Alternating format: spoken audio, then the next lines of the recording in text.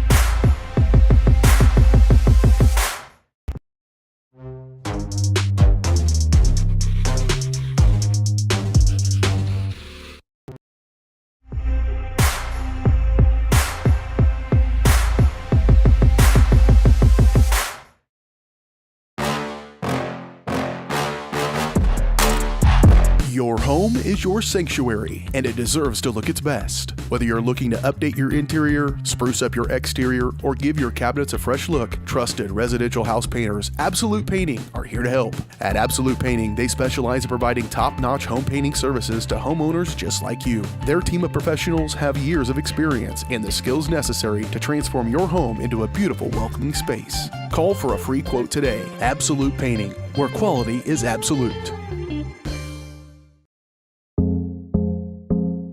Our whole vision of becoming the four-state agency was because we want to be able to grow with our clients, whether they have a lake house in Oklahoma, whether they're starting a business and expanding into Arkansas. We want to make sure that they're taken care of, whether it's home, auto, financial services, or even life insurance. We want to walk through the stages of life with our clients. That's the biggest part. That's what makes us different.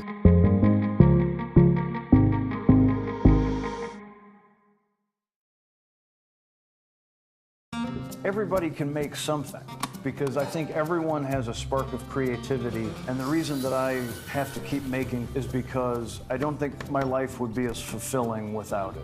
If you make things yourself, that means you're not cowering in fear. You're out there taking chances. That, I think, is my way of saying I love you to the world. All right, now I want to hear why you make. Share your own Why I Make story today. Visit whyimake.org.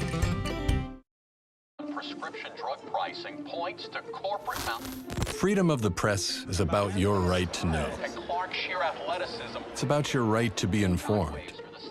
Today, there are real threats to press freedom reaching residential areas. and your right to know about the world around us. We must protect our right to know, no matter what kind of news is important to you.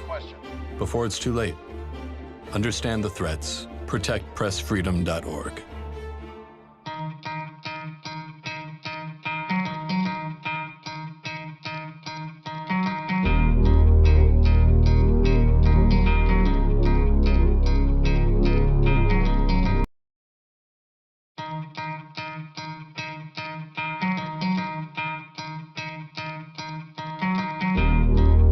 It's out of here.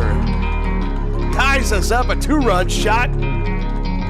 Wild pitch gets by the catcher, and the go-ahead run will come across. Full count, 3 balls, 2 strikes, and swing and missing.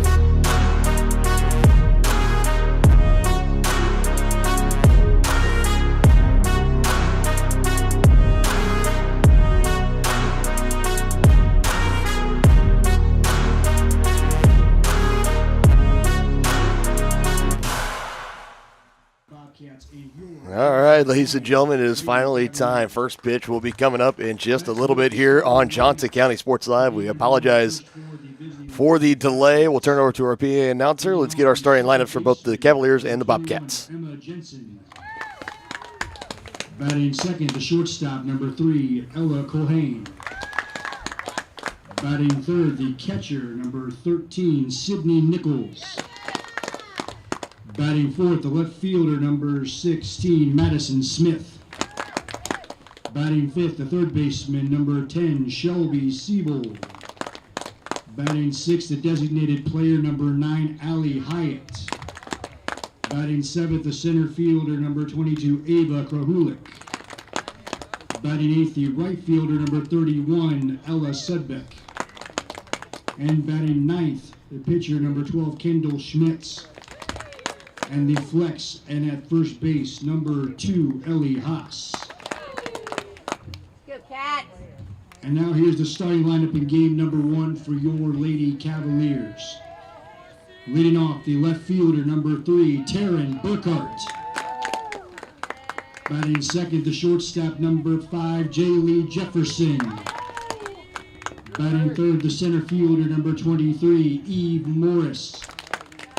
Batting fourth, the third baseman, number 26, Aspen Burgart. Batting fifth, the first baseman, number 15, Kate Ediger.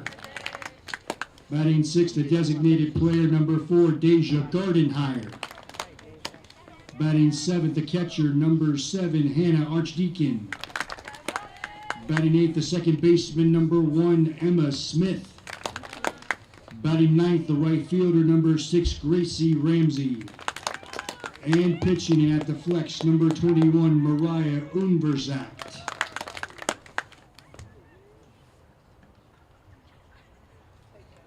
Ladies and Your gentlemen, we starters ask for the both athletic teams will rise. step aside. First pitch up next here on Johnson County Sports Live. Render a salute if you are a veteran of the Strode Orthodontics is creating beautiful, healthy smiles. Dr. Claire Strode and her staff have decades of combined experience, offering clear and metal Damon Smile braces and Invisalign clear aligners for teens and adults. Dr. Strode tailors your treatment to meet your specific needs with 3 convenient locations in Olathe, Overland Park, and Spring Hill. Strode Orthodontics is ready to give you the beautiful smile you've always wanted. Call for your free no-obligation consultation, 913-491-3400, or visit StrodeOrtho.com.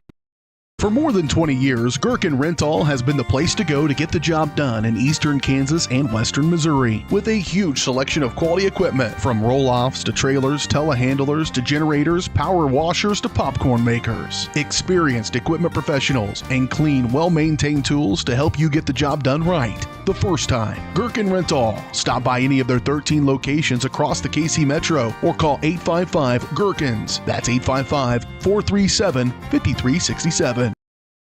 Save the Children believes childhood without food is unimaginable. Yet around the world, children are suffering from the worst famine in our lifetime, coupled with conflict, poverty, climate change, and more.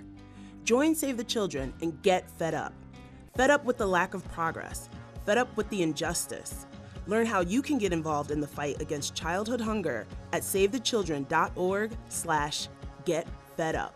I'm fed up. We're fed up. We're fed up.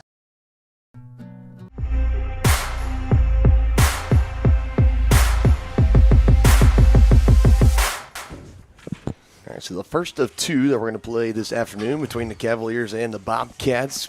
Game 1 getting started here in just a matter of moments. And another game we'll get to see Mariah Verzak in the circle for Johnson County, coming off a week where the Cavaliers sweeping the Division II Softball Player of the Week and Pitcher of the Week honors. And Verzak, the Pitcher of the Week, in her last time out against Moberly area, going 4 innings, just allowing 3 hits, no runs, also striking out 4 batters along the way. She pitched to Jim on the last time we were here and looking to make it 3 straight quality starts for her. Yeah, she looked really solid the last time we saw her, and obviously this last road trip she was even better. So looking for good things for her today. And then the last start, that was the game against Barton, where she came in, got the win in their 6 innings of work, 6 hits, 1 earned run coming across, and 1 walk. So she didn't get really the big strikeout numbers, but a lot of contact and let the defense behind her. A great infield and a great outfield all scattered around for the Cavaliers. Let them do the majority of the work in that game, where they were able to hold on and win 5-1. Did the Cavaliers come in on an 8-game winning streak, looking to make it 9-10 after the doubleheader concludes this afternoon. As we get started, Bobcats up first. Jensen in the bat, followed by Culhane and Nichols. The 3 due up here in the top of the first inning. After about 42 minutes delay, first pitch is rifled in from Verzak for a called strike. Good movement on that fastball. Picking up wins in 3 straight appearances for Verzak. Next pitch is tapped over to short base. Emma Smith collects over to first, and an easy first out to get us going here in the start of the game. Batting second, the shortstop, number 3, Ella Culhane.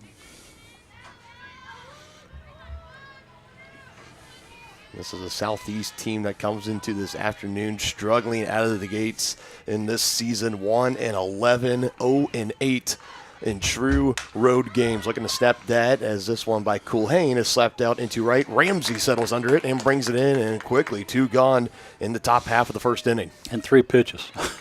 3 pitches and 2 outs. You cannot get much more efficient than that. Sydney Nichols, the catcher, will now step in, trying to keep this inning alive for the Bobcats. This movement on her fastball is, if you're a right-hand batter, it's moving towards the outside of the plate. Nichols batting .500, one of the best hitters on the team. 10 appearances, 5 hits, including 3 doubles. Surprisingly, somehow doesn't have a RBI recorded to her name yet. Nobody's getting on base ahead of her. Another great movement there from Verzak into the zone. 1-1 count.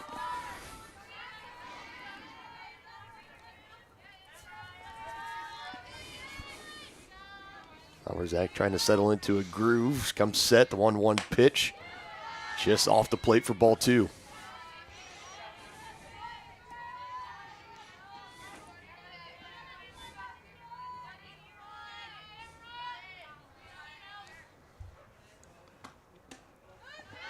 Try to go inside, trying to sneak it by or borderline. Gets off the plate on the call. 3 balls, 1 strike.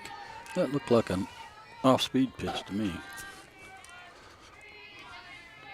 See what she tries to go here. Try to get back in the count. 3-1. And his chop slow roller up to first. Zach will take it. Toss over to first in time. 3 up, 3 down. In the top of the first inning, Cavaliers wasting no time. We'll see what their offense can do on the other side here on Johnson County Sports Live.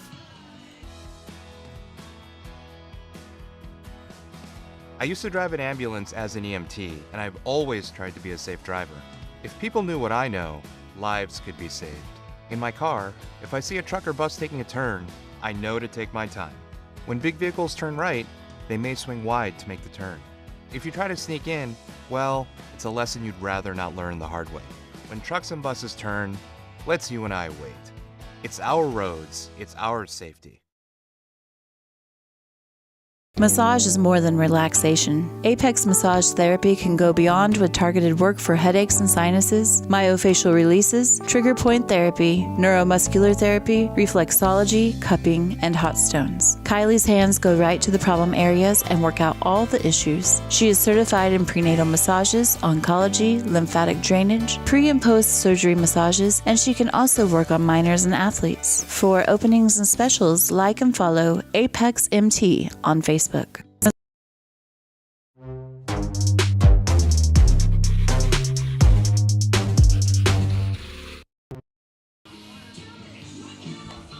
Cavaliers coming up to bat, first time in the afternoon. They'll face against Kendall Schmitz, a sophomore, hail from the state of Nebraska, a 9.33 ERA for her. Still early in the season, only her second start and her third appearance on the season.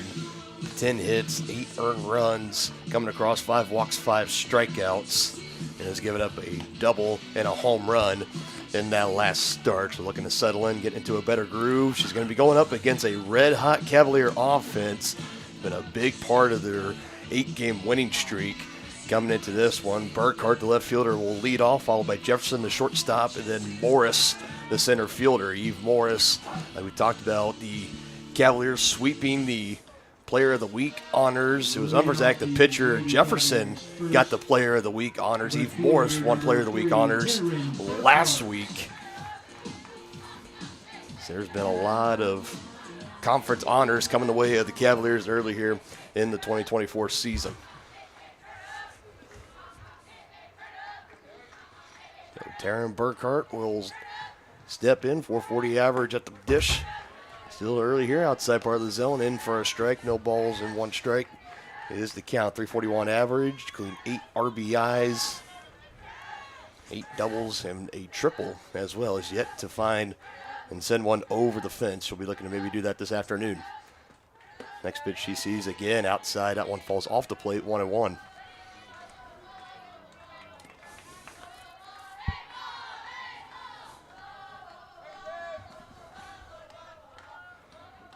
Johnson County dugout starting to get a little loud, get a little vocal.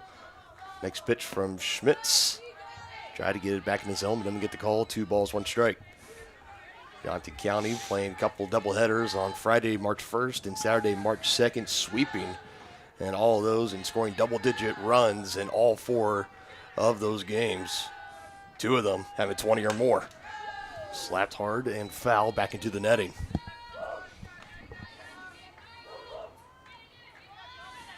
Cavaliers will have the 2 games here today, and they'll be back at it right here at Johnson County Community College on Sunday, a doubleheader with Indian Hills Community College and the Warriors.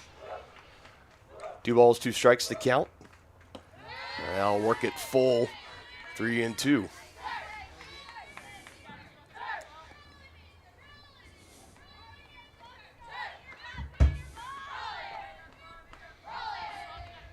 She really stands close to the plate. Her left foot is on the on the white line. Doesn't give her a whole lot of room. 3-2.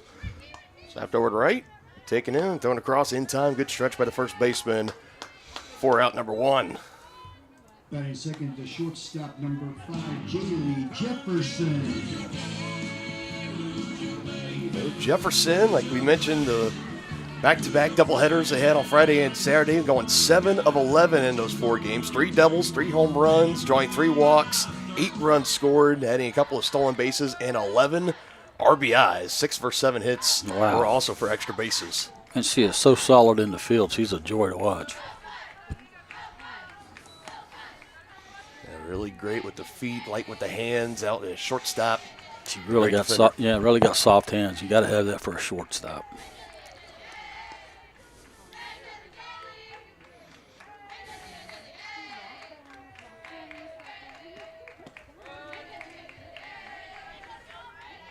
And the game against Moberly area where the Cavaliers won 21-0, spreading the Greyhounds. She drove in 5 runs in the second inning alone of that game with an RBI double and also had a grand slam.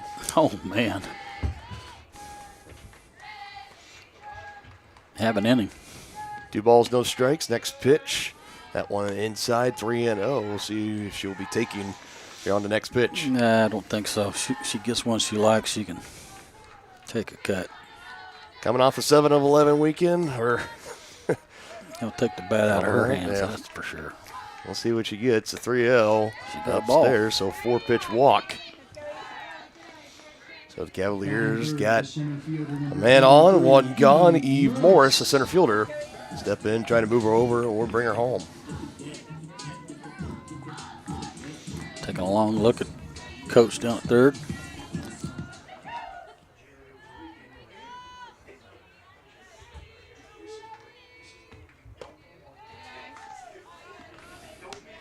As she watches the first pitch in there for a ball, leading the team in batting average at .538 through 12 games, 5 home runs, 16 RBIs, and 7 stolen bases when she gets on the base paths.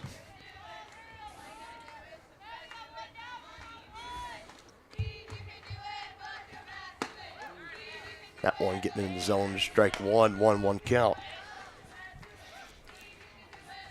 You can tell Schmidt's trying to be a little bit more cautious, not wanting to hang something up in the zone with this Cavalier offense and have them driving them out to the power alley or over the fence. Jefferson Silver at first. Next pitch, she's going to go ahead and go or do second. Slides in, got the hand in there. She's just safe.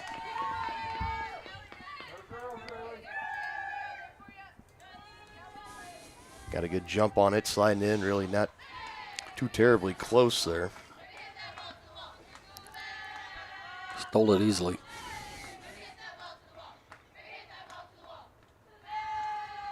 Now a runner in scoring position, chopped over third, off the glove of the third baseman, and they're going to wave her around. Jefferson will come in to score, and she'll trade place with Morris at second base. Cavaliers get their first run. It's 1-0. Batting fourth to third baseman, number 26, Aspen Burghardt. Took a big hop, just skipped over the glove of Shelby Siebold at the hot corner for the Bobcats and trickled out into the foul ground. And Coach Bratton Vulcan's wasting no time, sending Jefferson around. Morris moving up to second. And in the cleanup spot, it's Burkhardt, the third baseman.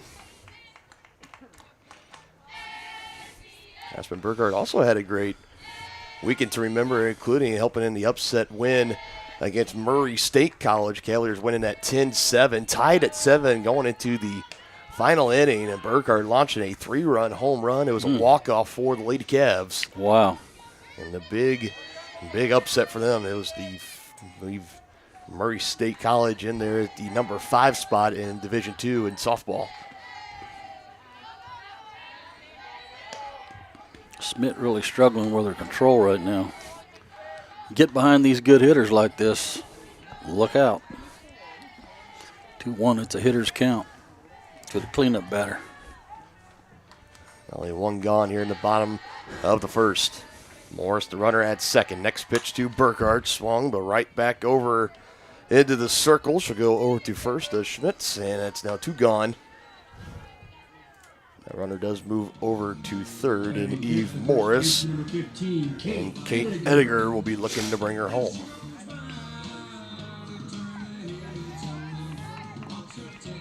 Looked like Burkhart hit that off the handle. Right back to the pitcher. Had a solo home run in that pummeling against Moberly area, did Ediger.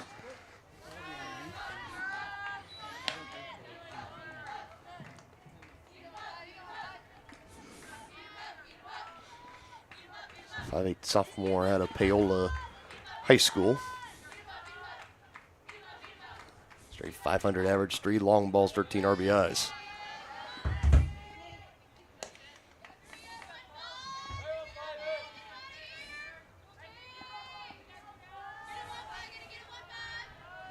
Counts it's 1 ball, 1 strike, 2 gone. Trying to bring that second run of the game home over at third. The RBI number 14 for Kate on the season. Next pitch. And get that in the zone for strike 2, 1-2 count. Catcher did a good job of framing that. It looked like it was off the plate.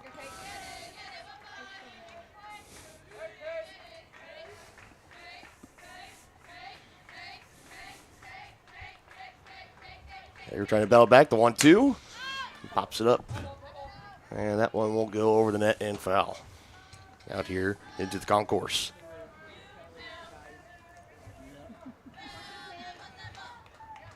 Deja Gardenhire, designated player, is on deck. Ediger can get on. Still behind. 1 ball, 2 strike count.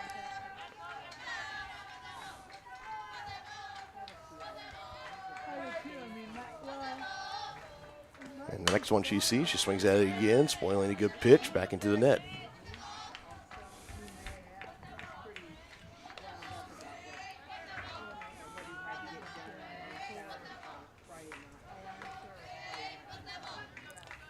Seven RBIs for her in the last 4 games. Yeah, these Cavaliers have done a lot of damage in the games that we've covered with 2 outs, so let's see if they can keep that trend going. Another 1-2 pitch. And another one fouled off.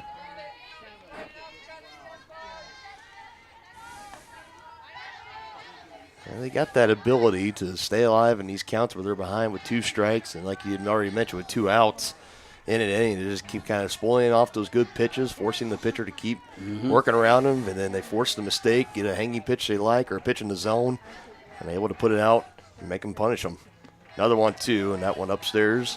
First count even, 2-2. Yeah, the more pitches a hitter sees, the better for the hitter.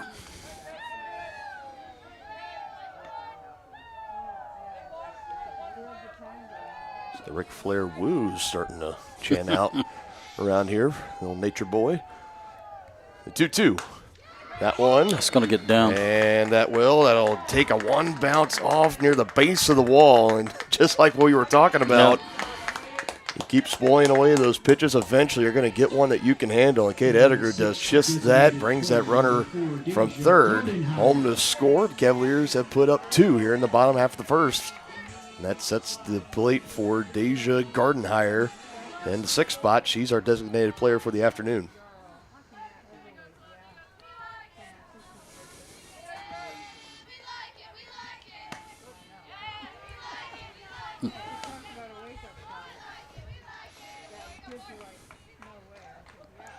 Taking a first pitch strike. This is Deja. No balls, 1 strike, 2 gone. That was on her second. That was Smith's 25th pitch here in the first inning.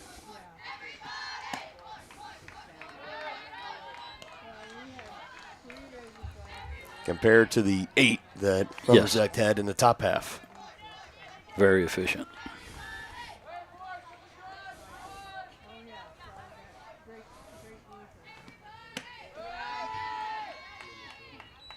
Fairly limited appearances at the dish so far in the season for Gardenhire. Does have an RBI. .538 average. We saw her in a relief pitching role earlier in the season. You cut it that one just a little behind and under it. 2-2 count with 2 gone. She was swung under that breaking pitch or off speed.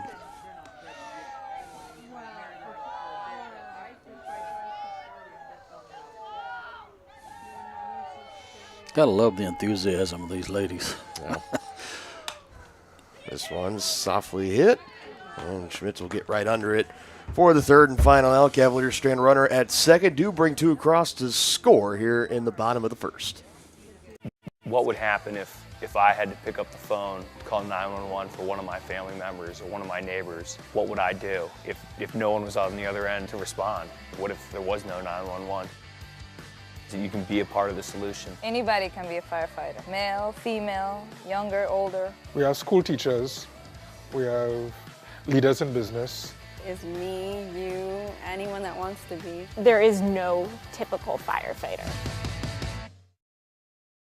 For more than 20 years, Gherkin Rental has been the place to go to get the job done in eastern Kansas and western Missouri. With a huge selection of quality equipment, from roll-offs to trailers, telehandlers to generators, power washers to popcorn makers. Experienced equipment professionals and clean, well-maintained tools to help you get the job done right the first time. Gherkin Rental. Stop by any of their 13 locations across the KC Metro or call 855-GHERKINS. That's 855-437-5367.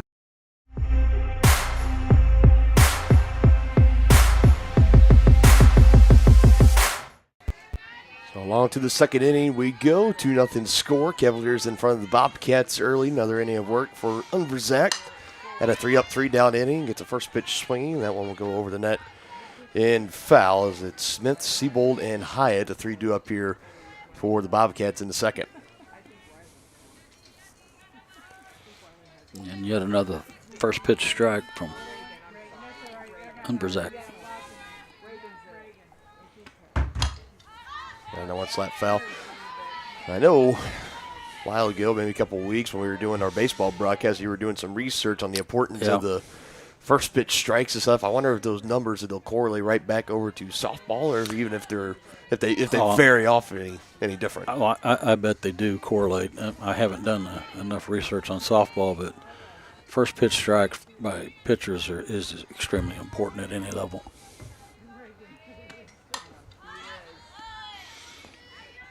Usually first pitch strikes eventually lead to an out, and was it close to 60, 70% of let me have it. I have it right here. So I'll have to throw that back at you a little bit later when you find it.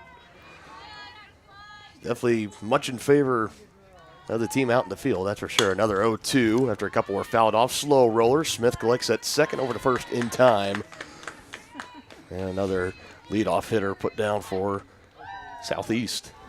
Batting for the third baseman, number 10, Shelby Siebold. Now Siebold will come in. We saw her play that big bounce off the bat over there at third that caused Jefferson to come around to score. It was the RBI for Morris in the bottom of the first. Now she'll step in, gets it just off the end of the bat, pops up and foul back into the net. Yeah, according to baseball, about 93% of first pitch strikes lead to an out. So that means that less than 8% of first pitch strikes become hits, and 69% of strikeouts start with first pitch strikes. 70% of walks start with first pitch balls. Shows just how crucial it is. You can really be efficient of getting ahead in the count as a pitcher. 0-1, time after time after time again. You can really bear down on a game and get in control. That one being fouled off takes the count. 1 ball, 2 strikes for Siebold. Next pitch, Unverzak. A little upstairs, 2-2. Tried to get her to go for the one that's a little high.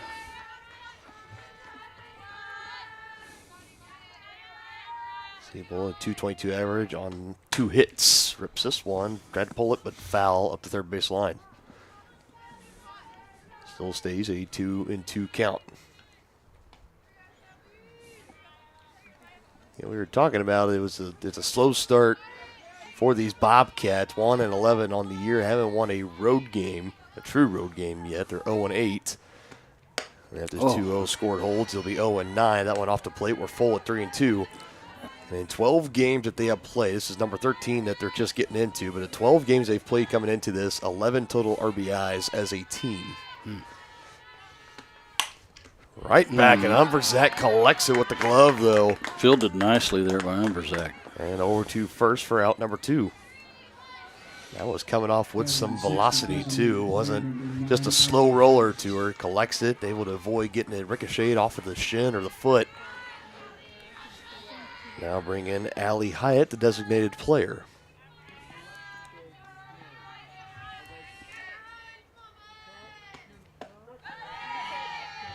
And another first pitch right strike for Umverzak. She's had first pitch strikes to every hitter she's faced so far but one. Oh, nice breaking ball. Got her set up. See if she can punch her out here.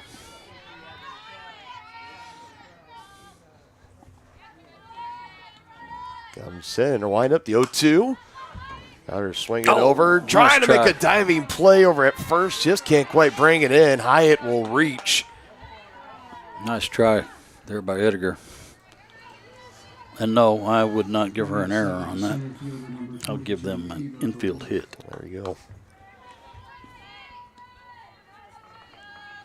Yeah, it's one thing if it's a routine roller over to you or a pop fly and you drop it. When you're trying to dive out like that to bring it into the inning, it's just coming off your glove. Another one that's softly hit off, but foul. It lands.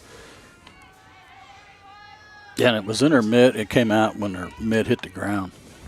She just didn't quite get it closed quick enough. And she's giving away over there at first, so she's diving out for it, knowing if I catch it, it's done. If not, she reaches first safely. Last one over to right, and it drops right down in front of Ramsey. Trying to throw her out at first. It was pretty close. It was. She hesitated just a bit, or she might have got her. That one was covered up by the pole, but it just dropped right in front of Gracie Ramsey in right field. So now all of a sudden, Bobcats have a couple on the base paths as this inning keeps moving along with two gone. That was Krahulik, the center fielder, that just got the hit there. Now Ellis Sudbeck, the right fielder. This would be a big boost for these Bobcats. They can just get one of these runs to come across.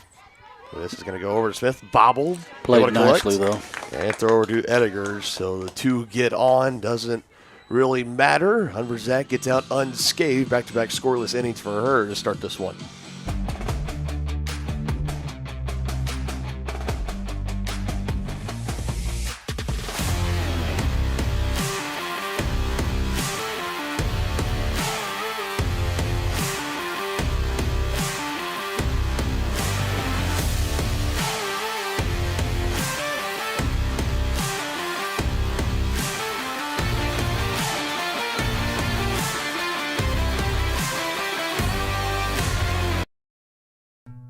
Number one, obviously, is safety. We definitely call 811 to find out if there are any buried lines, fiber optic, whether it be telephone or pipeline or anything. Don't take a chance. Don't think you know and say, well, I don't remember anything being put in there. Call 811 and make sure that that's identified, that there isn't something there before you make that crossing. Because in the end, we want everybody going home.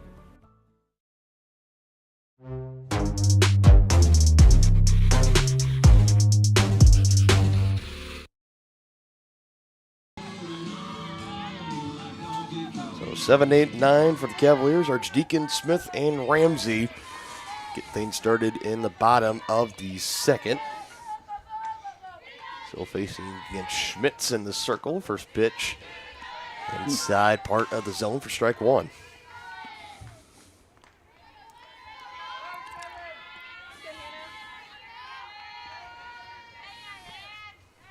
.464 average for Archdeacon, including 6 doubles, a home run, 7 total RBIs. Takes a good cut at that. Can't connect. 0-2 behind in the count. Like she was fooled on that off speed. Primarily a catcher for the Cavaliers. Plays out in the field, likes to play at the hot corner at third base. Next pitch she sees. Swings out over there into right, drifting in and bringing it in a couple of feet near the foul line for out number one. Batting eighth, the second baseman, number 1, Emma Smith.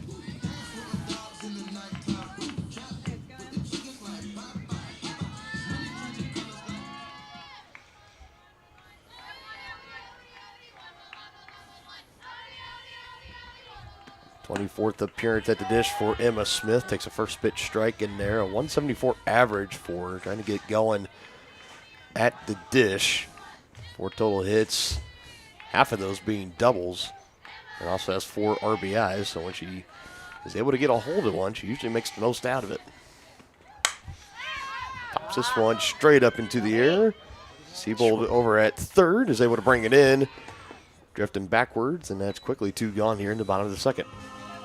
Batting ninth, the right fielder, number 6, Gracie Ramsey.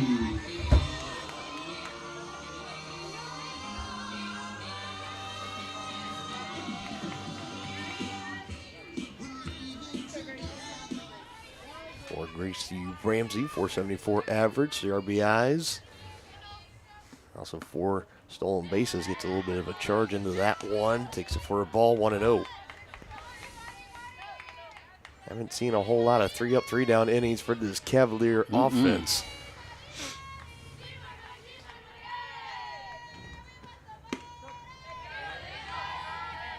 That one, that time in the zone. Takes the count, 1 ball, 1 strike.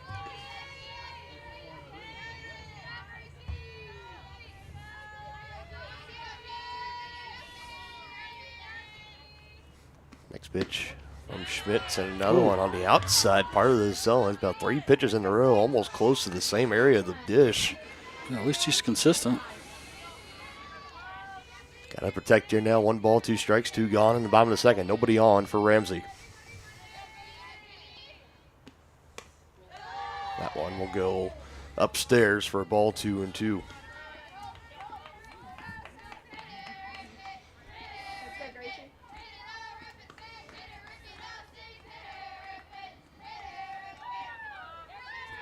I-7 sophomore for Agency, Missouri, out of East Buchanan High School. The 2-2 tour, able to slap it up the third base line and out of foul play.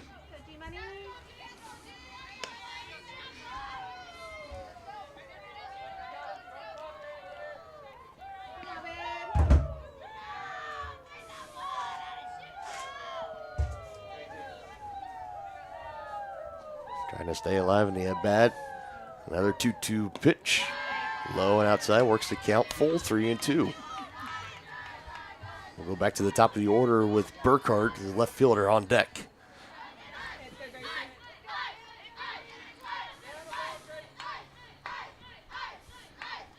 Ramsey choking up on the bat. The 3-2 pitch. Slaps it, and that will fall down into left, right in front of the left fielder. 1 hop for a 2-out single. The left fielder, number 3, Taryn Burkhart. And again, the mentality of the Cavalier batters with down to their final strike and 2 gone in an inning. It does not matter. They find a way to battle. It's the second time already in this game where you've seen the inning kept alive with a single. Burkhart grounded to third base her last time up, inning number 1.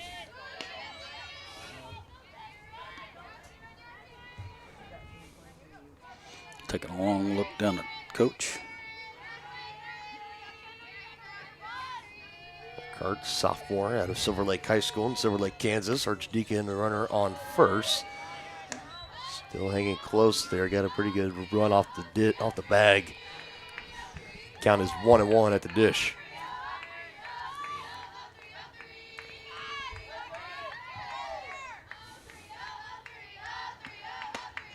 Took a cut at that one high and maybe just a little bit outside. 1 ball, 2 strikes. Off-speed pitch had her fooled.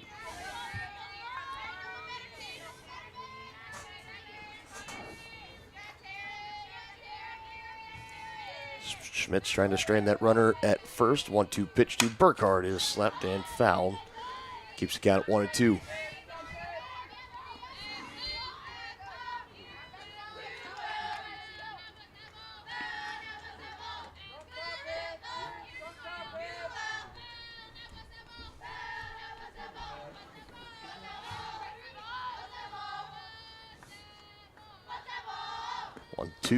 One outside. Archdeacon will go and into second safely. It's her first stolen base of the year.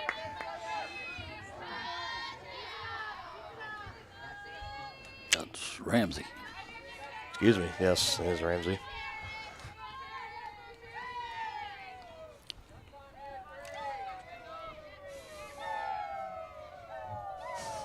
2-2. And That's that one gonna will get get in the into the hole. hole. Perfectly executed. Oh, it gets by the... Oh, and that's going to be big. It's going to roll all the way to the wall. Burkhardt will round around second, heads into third. They're going to wave her around home. Throws coming in, and she is safe. How about that? We'll go down as a Little League inside the park homer. Shortstop number 5, Jaylee Jefferson. Scratch that off your bingo card today. It is a 4-0 ball game. That was a single and a 3-base error. And a costly one out there by Sudbeck in right field.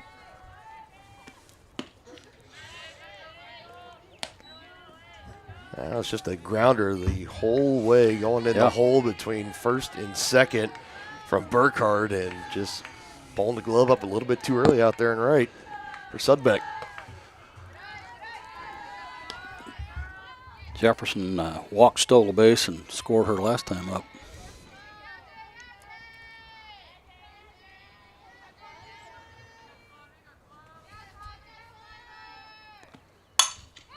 I'll try her again. That's gone. Oh, that's off the top of the wall. Yeah, just off the top of the wall. That was a couple inches higher. It scrapes over, and that would be another long shot for her on the season. Would have been number 4, but instead it stays in the yard. Ground rule double. Not really a ground rule, but man, it bounced right back to the right fielder too.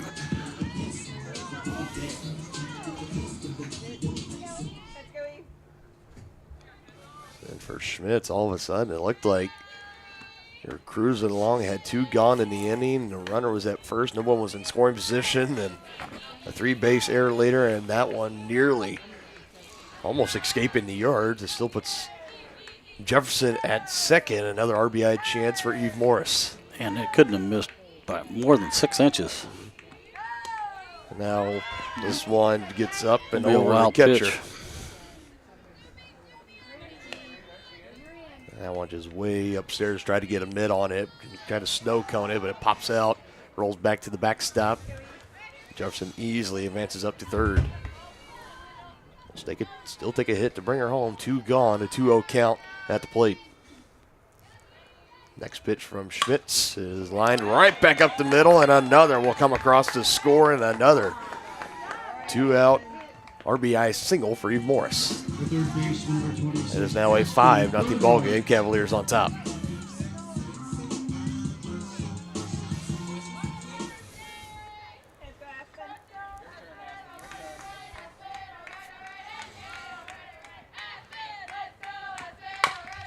This one just chopped, and the shortstop was tending to play over towards second, and it goes right by her. As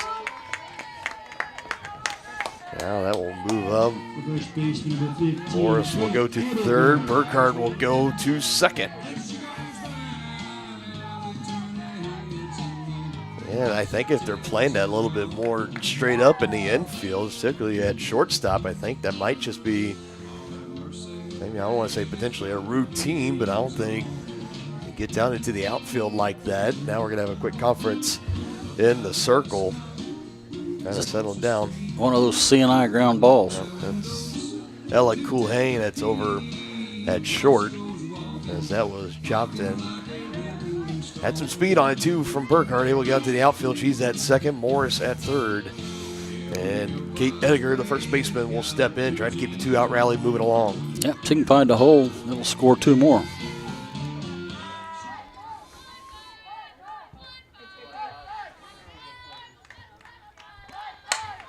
This one popped up into the air. It will stay in fair ground and playground, at least I should say, caught in foul territory, and that will bring it in to the bottom of the second. Cavaliers add 3 more. A lot of crooked numbers for them on the scoreboard out in right field. They have a 5-0 lead as we go to the third. Everyone loves a special occasion to come together to celebrate. The Meadowlark is one of the premier wedding venues in the Kansas City area. But it's even more. Beyond nuptial and corporate events, the Meadowlark is now bringing live music to the area. Come enjoy a night of dinner, drinks, and entertainment without waiting for an invite. Follow Meadowlark Events-Live on Facebook for upcoming shows. Now you have even more reasons to celebrate at the Meadowlark. Craving a quick pick-me-up, tasty lunch, or afternoon treat? Have you been to the Bean? The Bean Coffee and Cafe in downtown Spring Hill is that rare mix of hometown charm and uptown style. At the Bean, they brew the finest cup of coffee, tastiest teas, and most refreshing smoothies and frappes around. The Bean is proud to serve delicious, handmade pastries by Scratch KC, and they have the best breakfast, lunch, and convenient grab-and-go options in town. Have you been to the Bean? The Bean Coffee and Cafe, downtown Spring Hill.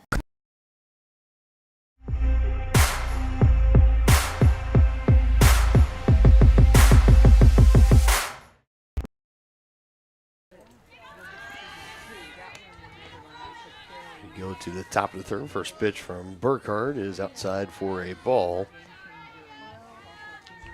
Got the bottom half of the order new up here for Southeast. This one out into right, and that will get overhead. One hop at the wall. It's going to be a leadoff double. Oh, nice throw. Nice throw out there. That's a good job, Ramsey, getting it in She there. got it back quickly. Second baseman number 21, Emma Jensen. We've seen her a couple times where we've been hit out in the right field, and she's been doing good of getting them back into play and making some pretty close plays at the bags. Hasn't thrown anybody out yet, but it wouldn't surprise me if she does it a little bit later on. So it's a stand-up double. Get things started. Runner in scoring position for Southeast. Here in the top of the third. That one offside, off the plate. 3 balls, 2 strikes, and a full count.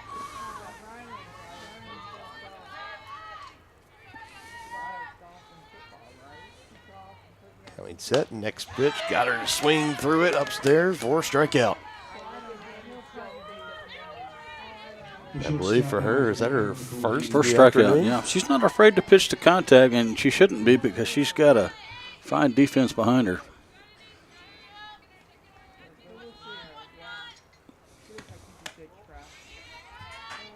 I love that movement she has on the fastball. Looks like a cut fastball if you're in baseball. That's one gone. 1-0 count, works to 2-0.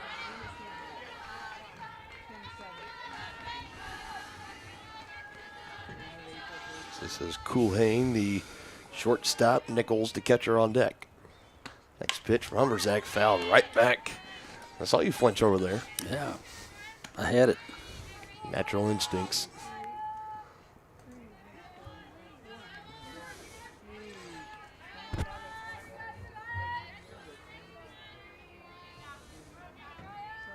Now the 2-1. This one over. Ramsey in third, able to charge in and brings it in on the run. And another cannon into second. Yeah, you better get back. Yeah, do not run on number 6 out there in right field. I'm sure at some point in this afternoon she will get the opportunity. She probably will try to throw somebody out. She's got a hose. After the leadoff double, it's been back-to-back outs via the strikeout and the fly out. Now this one out into center. Eve Morris will settle under it, so the leadoff double does not come around to score for Southeast. They still trail 5-0 as we go to the bottom of the third. Up your lawn care game at Hers Inc. in Spring Hill. We have one of the area's largest and most diverse selections of lawnmowers, including top brands like Altos, Bobcat, Gravely, Dixie Chopper, and Red Max. Quality built machines for any size job. And when you get your mower at Hers, we offer full service and repairs covered by your warranty. From the backyard to the back 40, the all-star lineup of mowers at Hers will make you the captain of the lawn. See the full lineup at hersinc.net. Call 913-247-3530 or just stop on by. Everybody can make something, because I think everyone has a spark of creativity, and the reason that I have to keep making is because I don't think my life would be as fulfilling without it. If you make things yourself, that means you're not cowering in fear. You're out there taking chances. That, I think, is my way of saying I love you to the world. All right, now I want to hear why you make. Share your own Why I Make story today. Visit whyimake.org.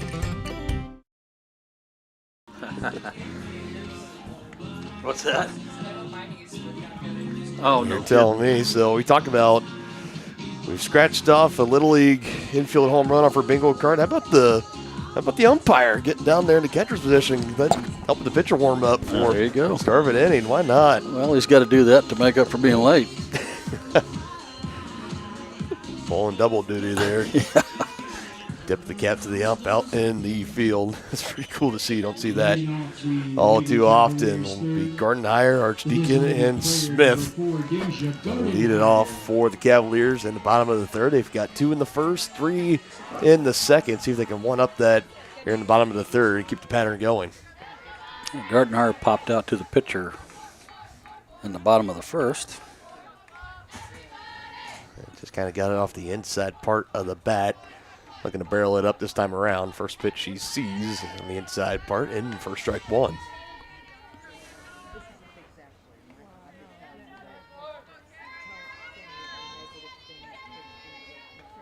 That's Smith's 50th pitch of the game so far.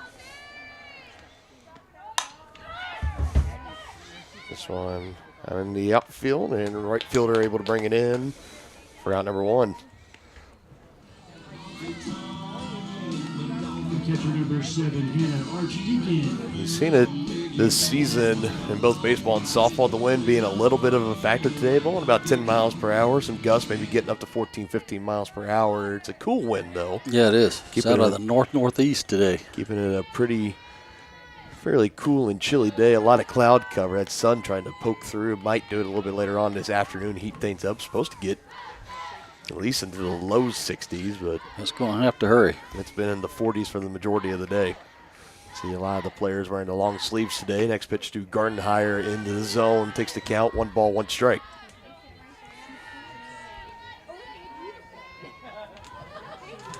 Archdeacon flied out to right field her last time up as well.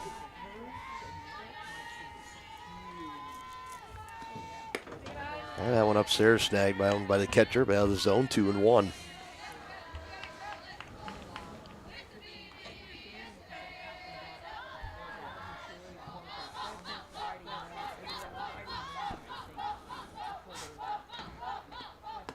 And the energy from the dugout still cranked up to a 10 in this game. No. Really one of the true, you look at what makes softball so unique outside of from baseball. That's definitely one of the big things that always comes to my mind and makes it really enjoyable. I tell you, these ladies have made me a fan of softball.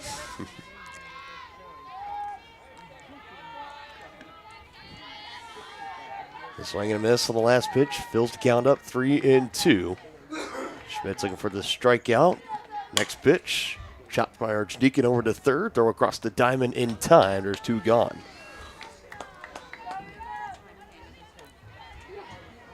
We'll bring up Emma Smith, trying to keep things alive, but I think right now, if you're the Bobcats, you're seeing 2 outs, and you start to get a little bit nervous. We've seen the Cavaliers have not been easy to put away with 2 gone in the bottom half of an inning. They have not. And Smith popped out to third in the bottom of the second.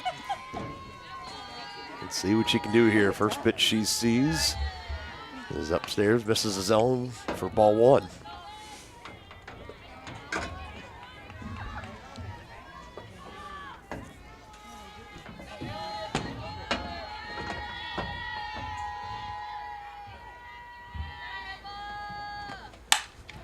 Slapped in. Will get out into left field for a base hit and another 2-out hit for Johnson County. And the first of the game for Emma Smith. Just when you thought you might see a 1-2-3 inning. And folks, they do not call it the hot corner for nothing. Siebel diving out for it, but that was on a line, a warm burner out into left field. Got what she was looking for and hit it right on the screws. Back to it's the 9-hole hitter and Ramsey. She singled her last time up and stole a base and ended up scoring.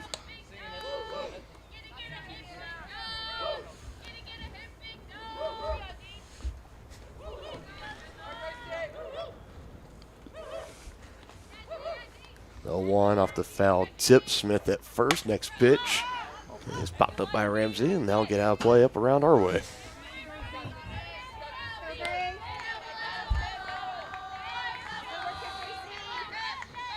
Retriever already going after it.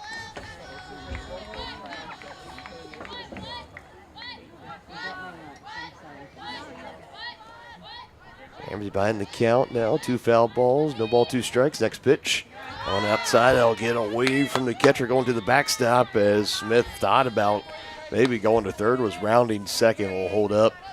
And we'll just take the advance up to the next bag.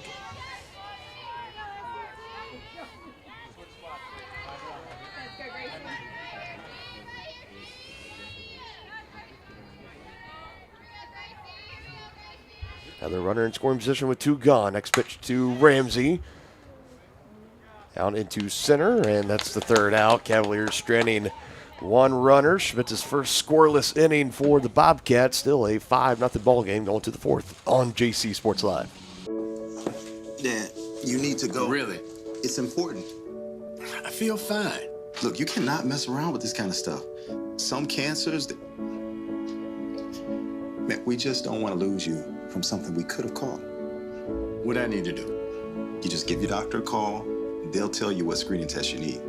Fine. Can I have my pie now? Oh, man.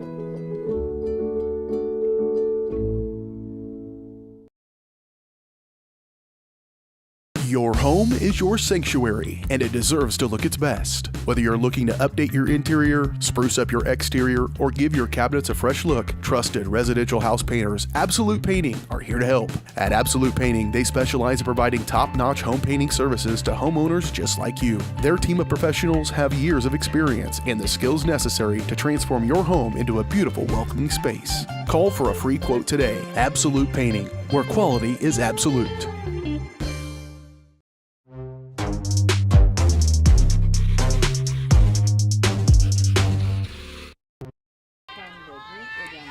Back in Johnson County Sports Live, Dylan Funk alongside Dennis Drennan. Game 1 of our doubleheader between Johnson County and Southeast Community College. This one is popped up and just right to the right of us here in the concourse area. It's Smith, Siebold, and Hyatt. 3 up here for the Bobcats, still going up against Mariah Umverzak. 3 scoreless innings to start this one. This one just off the end of the bat, out there and right. Gracie Ramsey able to bring it in, drifting over near left for the 1st out. The third baseman, number 10, Shelby Siebold. So far on the day for Mariah, it's been a day where I think only 1 strikeout that she's recorded, has been pitching through contact a lot and letting the defense play behind her. Solid thud of the catcher's mitt in for another first pitch strike against Shelby Siebold. She's been pounding the strike zone today.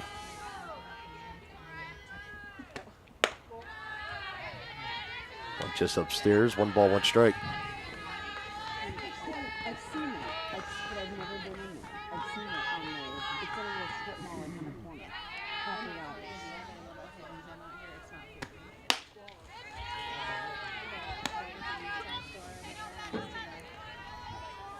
Back-to-back balls from Umverzak takes the count to 2-1. Nobody on. Moving along, top of the 4th inning. That's going to get down. And that will cut off by Morse. Will hold her to a 1-out single. We'll throw over to first just to keep her modest. Now see this middle infield roll one here. You got a double play candidate at the plate here.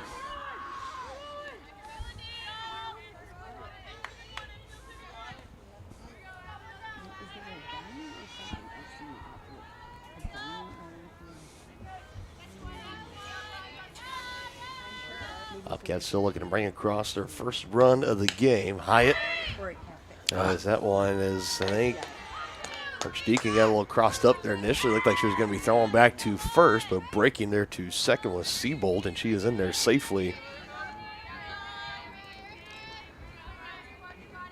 I don't see too many of those get away from Hannah Archdeacon.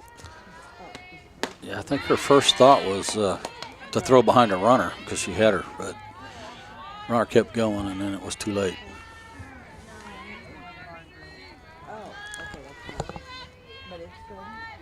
Umverzak's got good velocity on her fastball. There's the 1-1.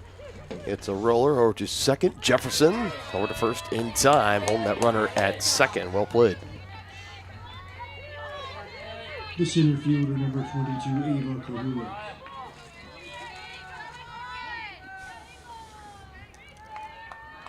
Yeah, if you hit it to short, it's pretty much a black hole over there. She's gonna put you out. Nice pitch.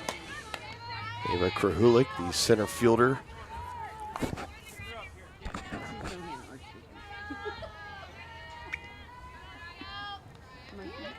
.250 average on just 2 hits. This one softly, Edgar charges in, brings that one in, no problem, not having to leave her feet for it. And another runner stranded for the Bobcats. 4 straight scoreless for Unverzak to get things started.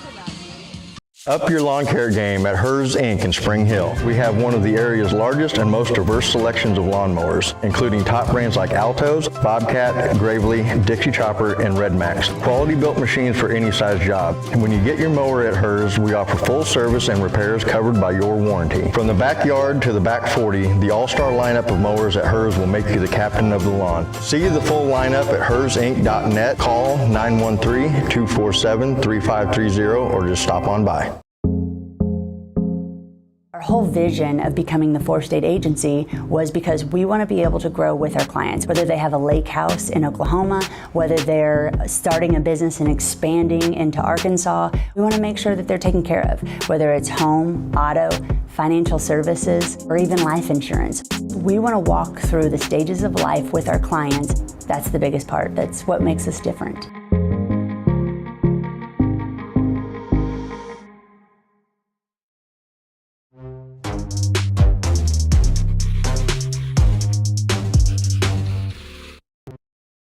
Number 3, Karen Burkhardt. This will be our 3rd time through the order as we are just getting started in the bottom of the 4th inning for the Cavaliers. Burkhardt, Jefferson, and Morris. They're looking to get back a crooked number into the innings column. 2 runs in the first, 3 runs in the second, scoreless in the third. And a couple of runners weren't able to bring them home. It's still a 5-0 advantage. First pitch swinging and first pitch hitting. And a lead-off single for Taryn Burkhardt. She's having a day. She singled in 2 runs her last time up and scored.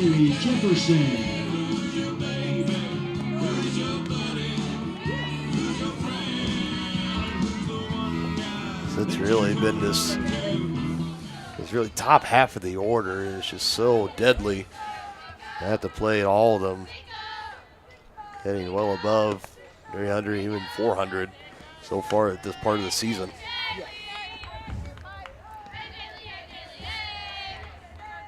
And the Kansas Jayhawk Conference Player of the Week, Jaylee Jefferson, will step in trying to move Burkhardt over there at first. It's 2 straight balls from Schmitz to start off this at-bat. Still in the game, still working through it. Coming up on our 65th pitch, and it's only bottom of the 4th. Yeah, for the Bobcats, pitching depth not really that deep. There's only been 3 pitchers that they have used so far this season. Showed bunt, pulls away, and the steal at safe is successful for Burkhardt. The strike was called at the plate.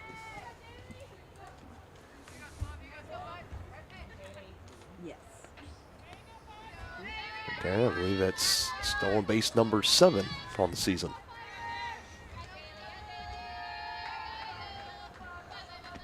Okay, but can I get them all Popped up over our heads from Jaylee Jefferson. I had FSA money that I had to spend on the Just waiting for one of these days, a loud thud when it ricochets off the top of the press box. And surprised that hasn't happened yet. It hasn't. Count now even, 2 balls, 2 strikes on Jaylee Jefferson. Next pitch from Schmitz. Off speed, line right over at third, throw back to second. Not going to be in time. It gets out of the glove, but Burkhardt will stay put at second base and allow out number 1.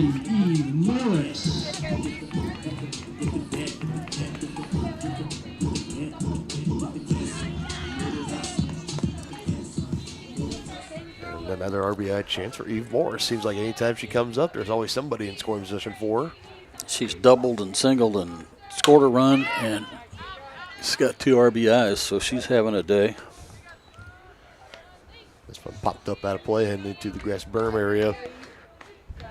Another RBI out there in the form of Burkhart at second base. It seems like the only time there's not a runner in scoring position is when she leads off an inning. Outside of that, seems like somebody's always at least out there on the base pass for her. This one's chopped foul to third base line. No balls, 2 strikes.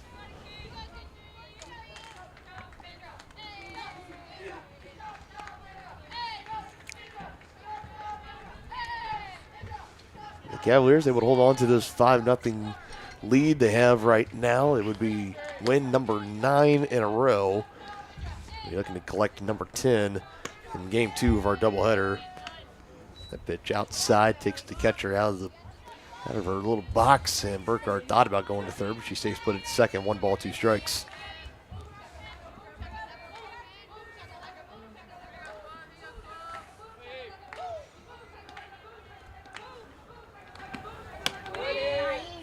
Another one upstairs, 2-2.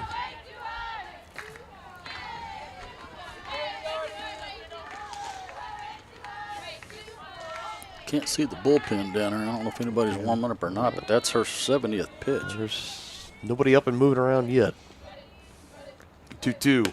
Another one upstairs, 3 straight balls, fills the count up.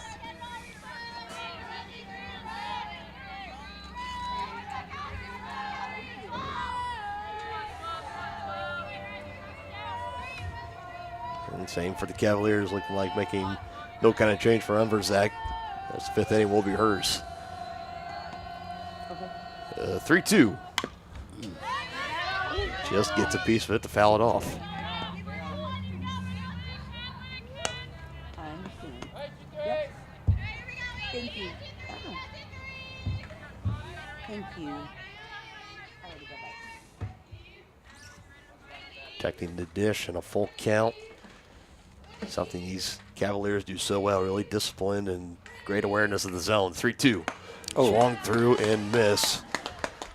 You don't see more strikeout very often. Not very often, especially swinging. Number 26, Aspen Burgard. Works the count up to full after falling behind 0-2 and gets the strikeout for Schmitz. Might be her second game. That's her first. That's her first.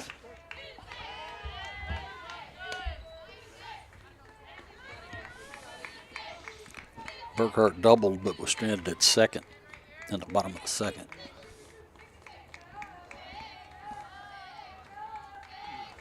The 0-1 pitch into Burkhart, and then upstairs gets away from the catcher. And the runner will advance up another bag again.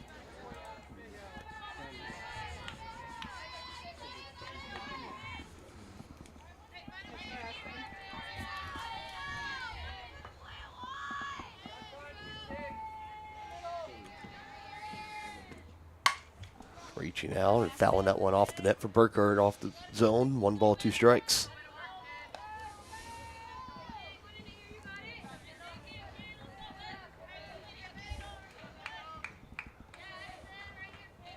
Takes a moment, now comes back in the box, puts the bat on her shoulder and ready to go.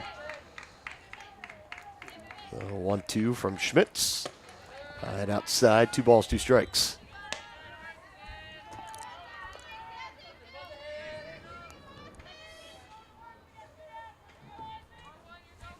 Aspen Burkhart leading the team in RBIs this season with 18. The 2-2 pitch she sees low and inside. Another ball and another full count, 3-2.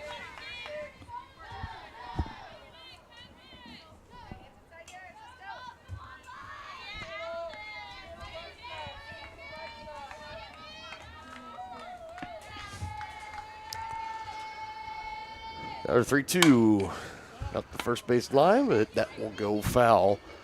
As we'll keep it here. It rolls all the way into the right field corner, but it stays a 3-2 count.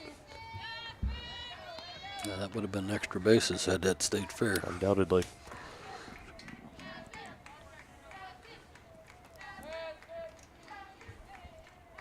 Schmidt's looking for back-to-back strikeouts and back-to-back scoreless innings. Another 3-2. This one chopped over to third from Burkhart. Throw over to first in time. And a leadoff single does not come around to score for the Cavaliers. They've been held scoreless now in back-to-back innings, still hold a 5-0 advantage. What would happen if I had to pick up the phone, call 911 for one of my family members or one of my neighbors? What would I do if no one was on the other end to respond? What if there was no 911?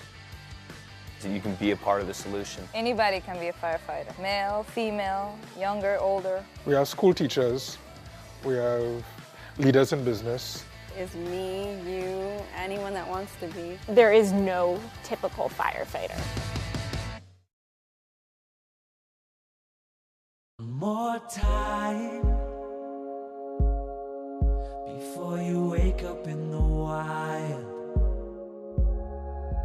Our natural world needs us now. Step by step, side by side, together, we can find a way to ensure that all life on Earth can thrive. To learn more about how you can help protect and conserve nature, visit nature.org.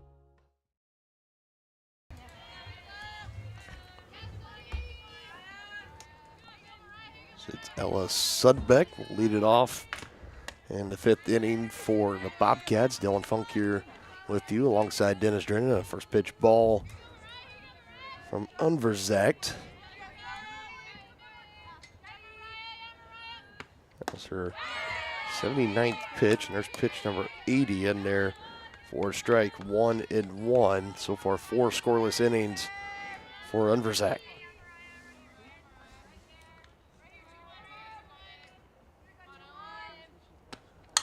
Beck with the ground out, her last time up. Foul tips that one into the net. Works the count 1-2. Schmidt's on deck and Haas in the hole. That's the 9-hole hitter before we go back to the top of the order with Jensen.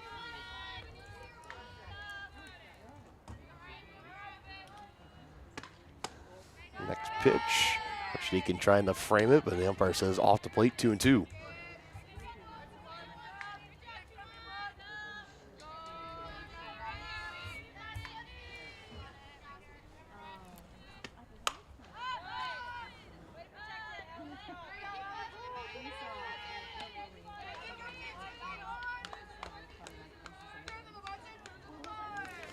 Actually went 4 innings in her last start.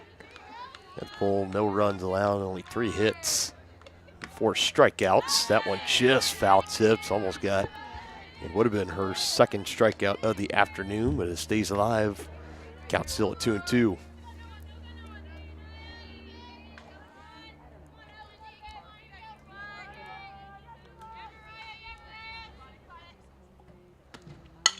Off-speed, grounder over to third. Taken by Burkhart. Good stretch by Edgar at first, and that's how we get the first out here in the top of the 5th inning.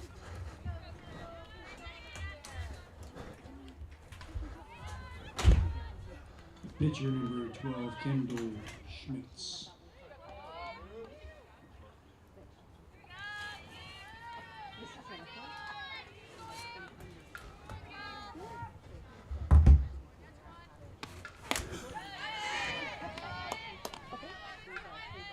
Now Schmitz will step in off the ground out. Continuing to settle into a groove here. Now barely just getting a piece of it. A lot of soft contact here so far in the top of the 5th.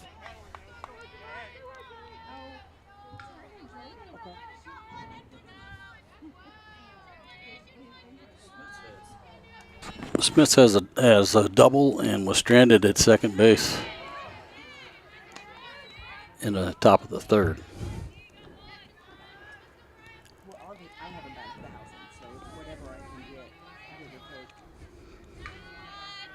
One ball, 2 strikes. Next pitch, Unverzagt slapped hard, and that will get through into center field for a 1-out single. She'll be 2 for 2 on the day. The second baseman, number 21, Emma Jensen. Pretty loud coming off the bat.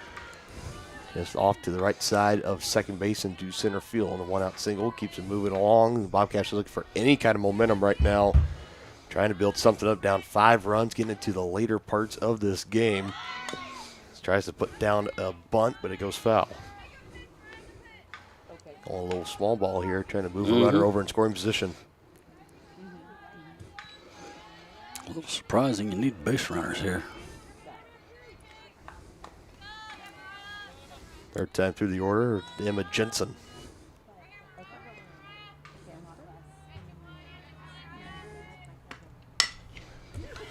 Double play, hopefully. They'll go to second, on the bag for 1, not in time. Had to take a little bit of an extra step there at second, but that's more important to get the runner out at second. Trade it for the out over there.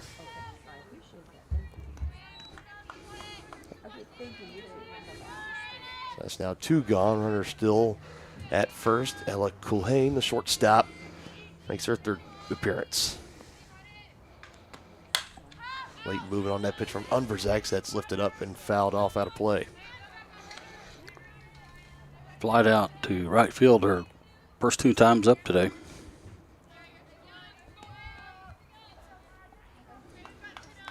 Cavaliers take the hat trick here.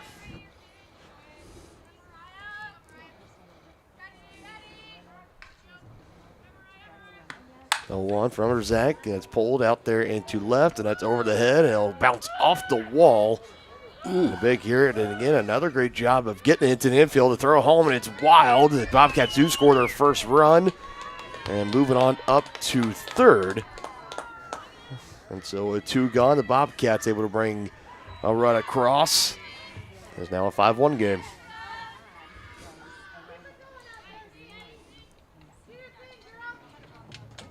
The catcher, number 13, Sydney Nichols.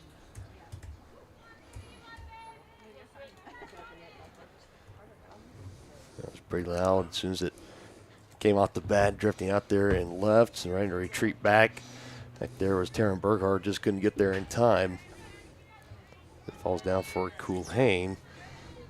She now sits over at 3rd base. I think she overthrew the cutoff. Another one out for Taryn, and it is gone. So making things a little bit more interesting later on in this game here in the bottom of the 5th. Unverzak got 2 gone and then gave up that RBI extra base hit, and now a 2-run shot has the Bobcats back within 2.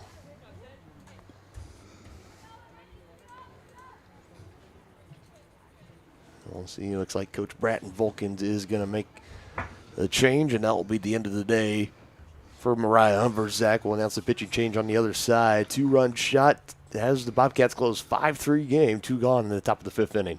What would happen if I had to pick up the phone, call 911 for one of my family members or one of my neighbors? What would I do if no one was on the other end to respond? What if there was no 911? So you can be a part of the solution. Anybody can be a firefighter. Male, female, younger, older. We have school teachers. We have leaders in business. Is me, you, anyone that wants to be. There is no typical firefighter. Strode Orthodontics is creating beautiful, healthy smiles. Dr. Claire Strode and her staff have decades of combined experience, offering clear and metal Damon smile braces and Invisalign clear aligners for teens and adults. Dr. Strode tailors your treatment to meet your specific needs with 3 convenient locations in Olathe, Overland Park, and Spring Hill. Strode Orthodontics is ready to give you the beautiful smile you've always wanted. Call for your free no-obligation consultation, 913-491-3400, or visit StrodeOrtho.com.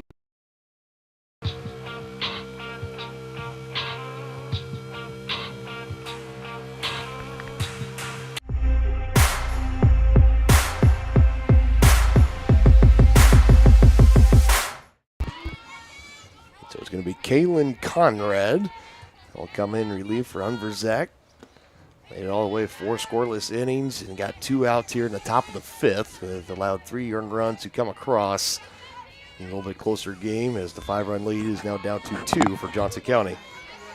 Unverzak pitched 4 2/3, had 1 strikeout, no walks, and 3 earned runs.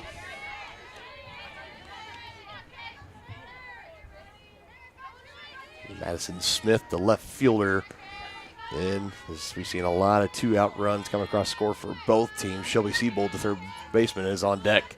Next pitch from Comrade, blows at Byer for strike 2, 1-2. Conrad, her 4th appearance on the season.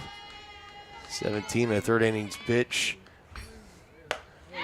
And gets the strikeout there. It's strikeout number 12 for her on the season. Is able to stop the bleeding and close the door on Southeast. They do draw a little bit closer. It's a 2-run ball game going to the bottom of the 5th on JC Sports Live.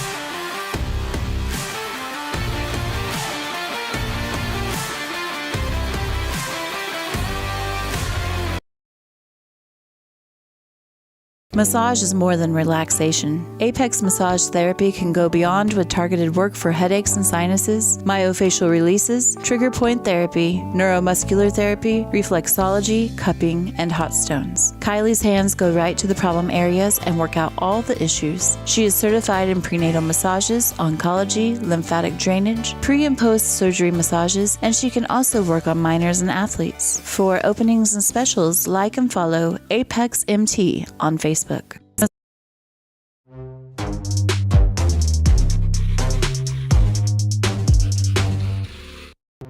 Kate Ediger.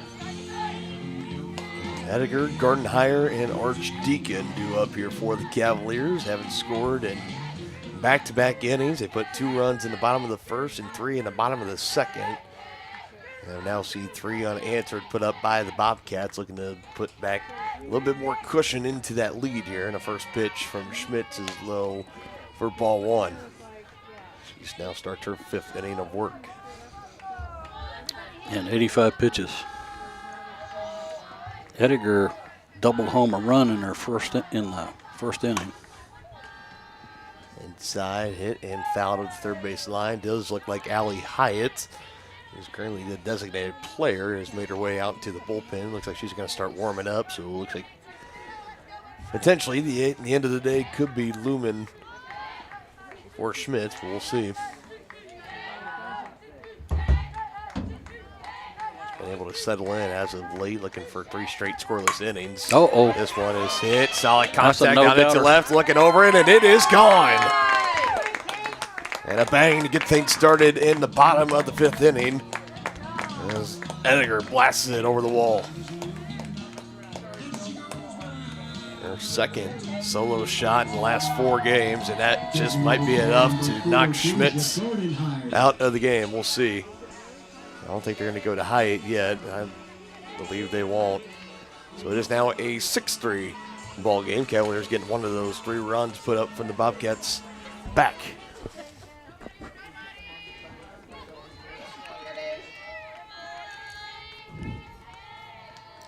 Gardenhire's 0 for 2 today. She popped out to the pitcher in the bottom of the first and flied out to right in the bottom of the third.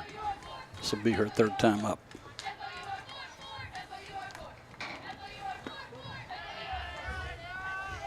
Breaking pitch in the zone, 1-1 count.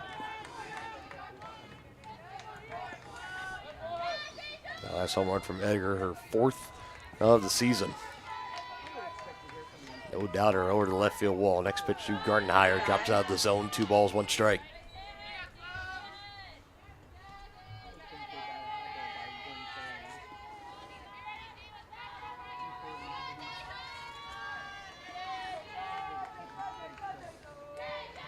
Waits for it. Next pitch, swings through it, a little bit high, 2-2 count on Gardenhire.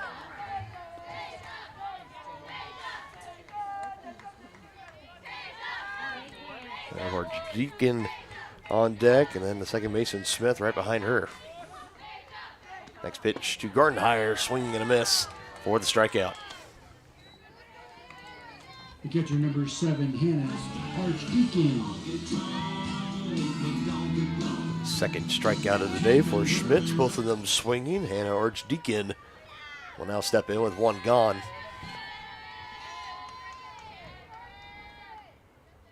First pitch for she sees from Schmidt is popped up out there, drifting into center field and charging in to bring it in for out number 2. This is center fielder. Second baseman number 1, Emma Smith. Krahulik. It's out there, brought it in, no problem. Smith 1 for 2 on the day. She singled and popped out to third base. Now they're just a little bit out ahead of that one. Just pulls it foul. It was off the end of the bat, too.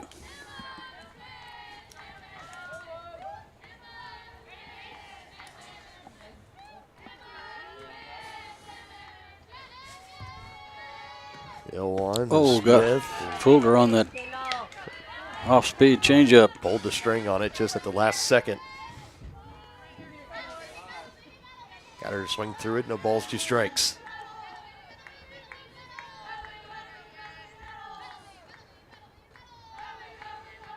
Next pitch, outside for ball 1. B. Ramsey, the right fielder, on deck for Johnson County before we go to the essentially on to the top of the 6th inning. Bobcats will be down to their final 6 outs here in game 1. They got within 2, but the solo shot gives the Cavaliers back a 3-run advantage. This one is popped up and getting close to each other, but Schmidt will go ahead and bring it in for herself to fly out to the pitcher. But the 4th home run of the season for Kate Ediger over the left field wall gives 1 run back to the Cavaliers. They lead 6-3. Save the Children believes childhood without food is unimaginable. Yet around the world, children are suffering from the worst famine in our lifetime, coupled with conflict, poverty, climate change, and more. Join Save the Children and get fed up. Fed up with the lack of progress. Fed up with the injustice. Learn how you can get involved in the fight against childhood hunger at savethechildren.org/getfedup. I'm fed up. We're fed up. We're fed up. Prescription drug pricing points to corporate Freedom of the press is about your right to know. It's about your right to be informed. Today, there are real threats to press freedom and your right to know about the world around us. We must protect our right to know, no matter what kind of news is important to you. Before it's too late, understand the threats. ProtectPressFreedom.org.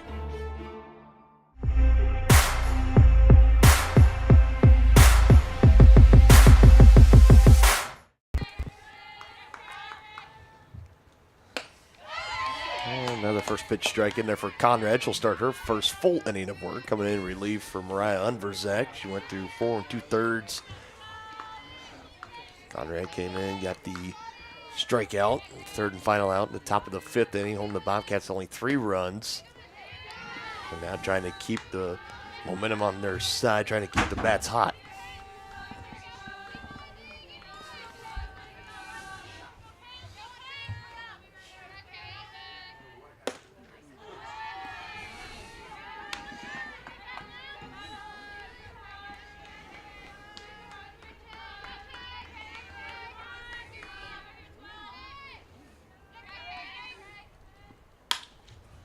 One, hand it over. Jefferson played deep in the hole over to first. She got it in time. What a play. What a play by Jefferson.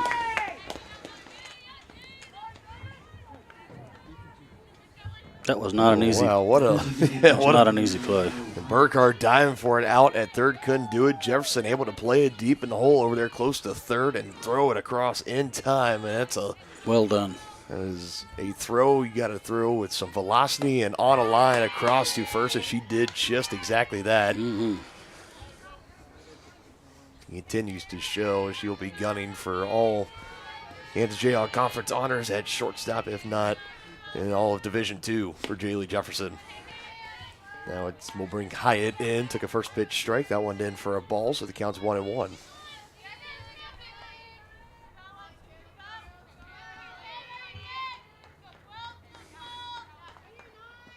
No, that one hit her. We've seen our first Batter hit by a pitch here this afternoon as Hyatt will move on up to first base, keeps the line moving along. Center fielder number 22, Eva Krahulik will now step in. Had that big shot over in left field that took a bounce off the wall and was able to. It was in for a stand-up double, and it was overthrown the cutoff, so she was able to move on up to third. This one she goes over. Jefferson plays again, and another throw over to first in time.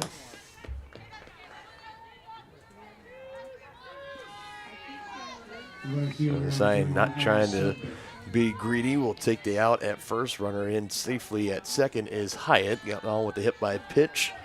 Two gone. Ellis Sudbeck, right fielder, will now step up. That ball wasn't hit hard enough for a double play. I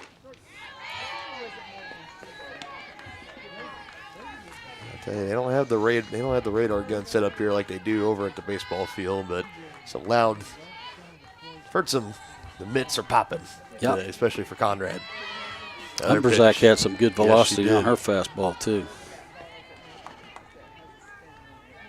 and movement. That movement was pretty amazing.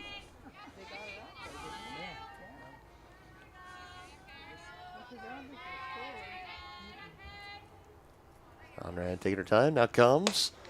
That goes upstairs.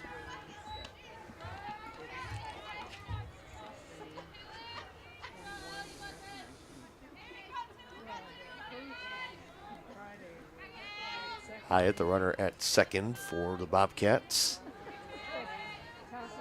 Next pitch through Conrad. Got her to swing through it, and there's the swing and a miss strikeout on the 1-2 count. Bobcats set down again here, top of the sixth. Scoreless, full inning of work for Conrad.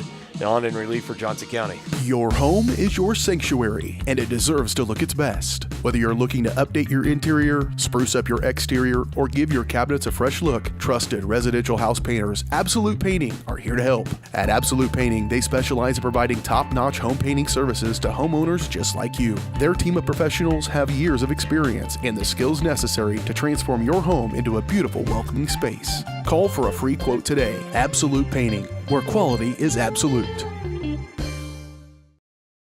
Question: what will you find on all over-the-counter or OTC medicine packages to help you choose the right drug and use it safely? The answer: the Drug Facts label. This label lists the medicine's active ingredients and purpose, how much to take, and warnings you should know before using it. Remember, even OTC medicines you buy without a prescription can cause side effects you don't want. So follow the information listed on the Drug Facts label. For more information, visit fda.gov/Drug Facts label. A message from the U.S. Food and Drug Administration.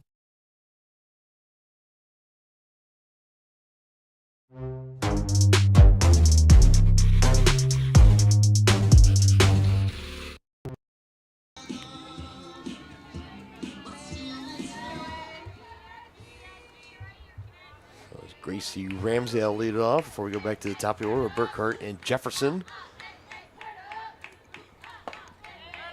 Along now, just getting to the bottom of the sixth inning here. A 6-3 ball game. Cavaliers on top of the Bobcats. Dylan Funk alongside Dennis Drennan. We'll have game 2 coming up after the conclusion here of game number 1. It was originally scheduled for a noon start. Had a slight delay in the action of about 42 minutes. So it was 12:42 was the first pitch.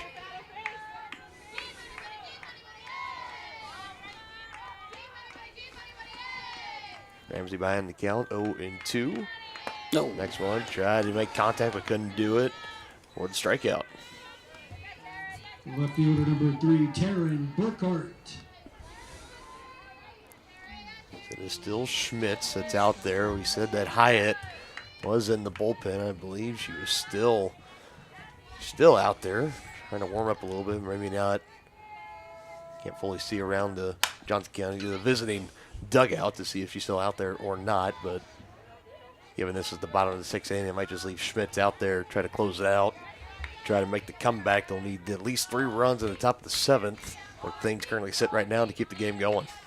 Burkhart 2 for 3 with 2 RBIs and a run scored. Having a day.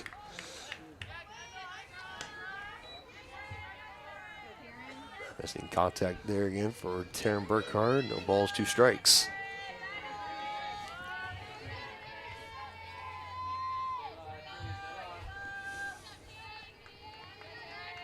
The 0-2. Outside off the plate for ball one. This next pitch will be Schmidt's 100th. They haven't hit the century mark yet. This next pitch will get us there. Pitch number 100 on the way, and it's foul tip back into the net.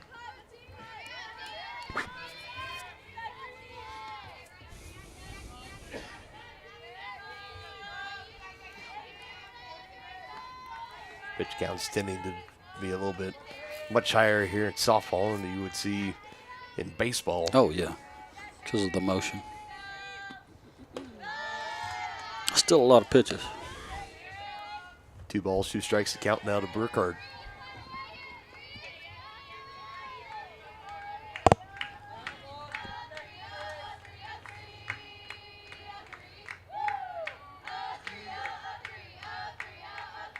A 2-2 to Burkhardt, and she takes that outside, and another full count at 3-2. Smith's had a lot of full counts today. They're counting for some of those 100 and some pitches. And a lot of them have come where she's been ahead in the count. Yeah. Just had 2 strikes and can't put them away. Held the batters to battle back. 3-2 is swung and slapped foul. Burkhardt battling, ricochets off the the light pole off the top of the dugout and makes its way back into the field of play. As the home plate umpire will just take that ball, put it back in his side pouch. The Cavaliers have also spoiled a lot of pitches. They fouled off a lot of pitches. So that also will run your pitch count up. Another 3-2 to Burkhardt, and another one foul slap ball. foul.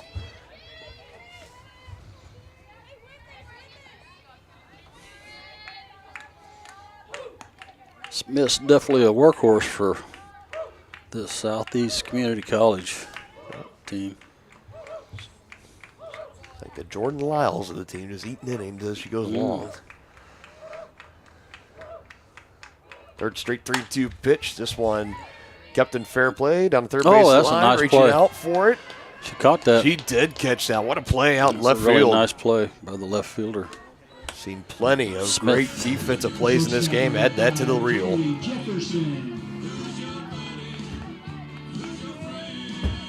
That's Madison Smith, number 16, well, diving out for it. She laid out for that. It was in foul territory, but she brought it in.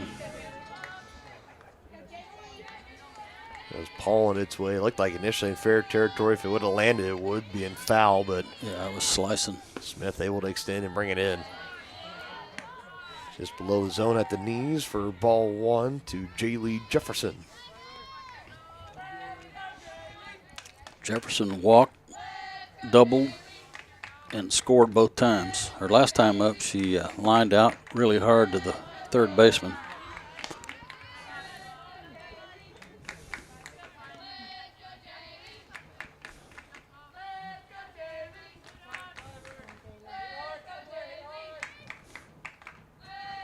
And count 2 balls, no strikes. Next pitch from Schmitz. Right outside, 3 straight balls to start this at bat.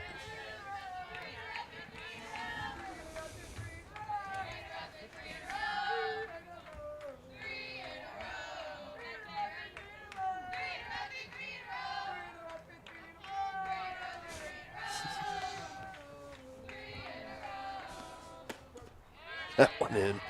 First strikes, they'll stop the 3-0 chance at least from the dugout.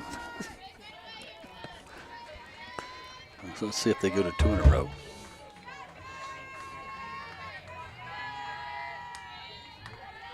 Still ahead in the count. 3-1 is Jefferson. And the next pitch is fouled back into the net, so another full count. 3-2.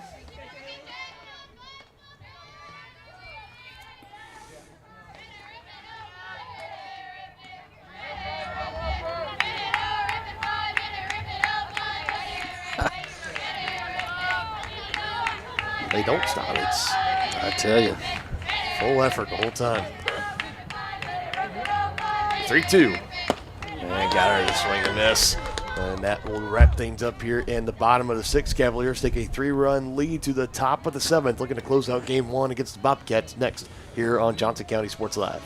Your home is your sanctuary, and it deserves to look its best. Whether you're looking to update your interior, spruce up your exterior, or give your cabinets a fresh look, trusted residential house painters Absolute Painting are here to help. At Absolute Painting, they specialize in providing top-notch home painting services to homeowners just like you. Their team of professionals have years of experience and the skills necessary to transform your home into a beautiful, welcoming space. Call for a free quote today. Absolute Painting, where quality is absolute.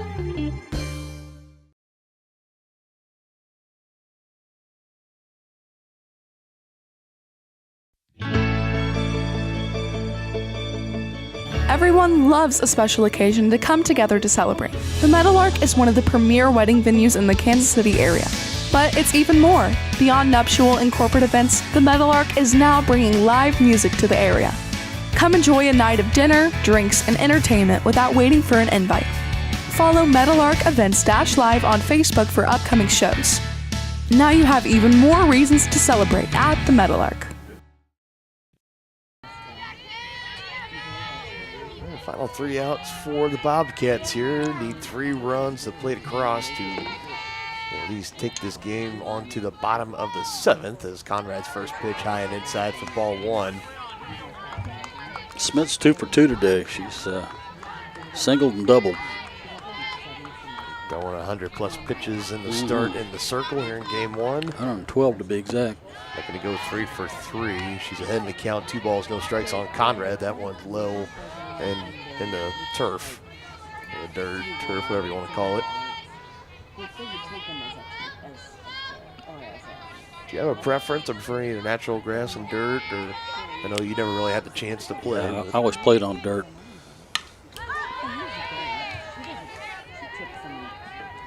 So it definitely has boomed and more popularity over the years, all turf fields. You really don't have to worry about muddy fields. Don't need a grounds crew, don't have to chalk the lines or anything like that.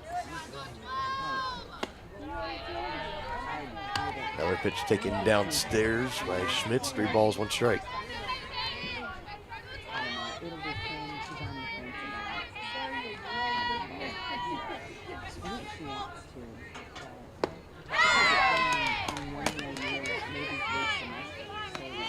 Smith had a healthy cut at that, but she swung over that fastball.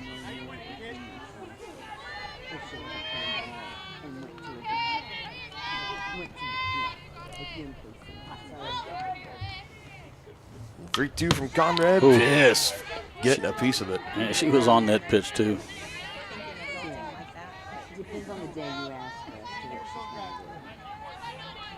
Able to time that up a little better. That one's going right back up the middle past Conrad, potentially out to center field. Foul tip, keeps that 3-2. Next pitch. Soft floater, and Smith trying to extend for it at second, but it'll get out into the outfield for a leadoff single. She's 3 for 3. I can't understand why she's batting 9th. Second baseman, number 21, Emma Jensen. Maybe she's just having a day. We haven't seen her. She's batting 500 on the day coming into this afternoon, and now a 3 for 3 game. She's pitching, so they're probably don't want her to have to bat any more times than she has to.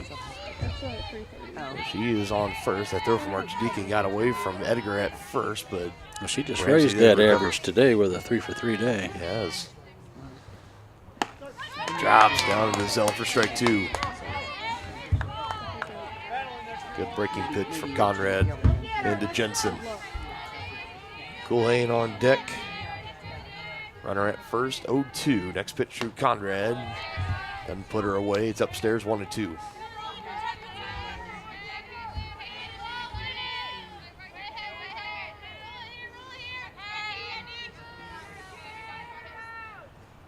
Ooh, look out, coming inside, almost hitting her up near the helmet, able to duck down, and the runner will stay at first. Archdeacon had a hard time trying to find that softball.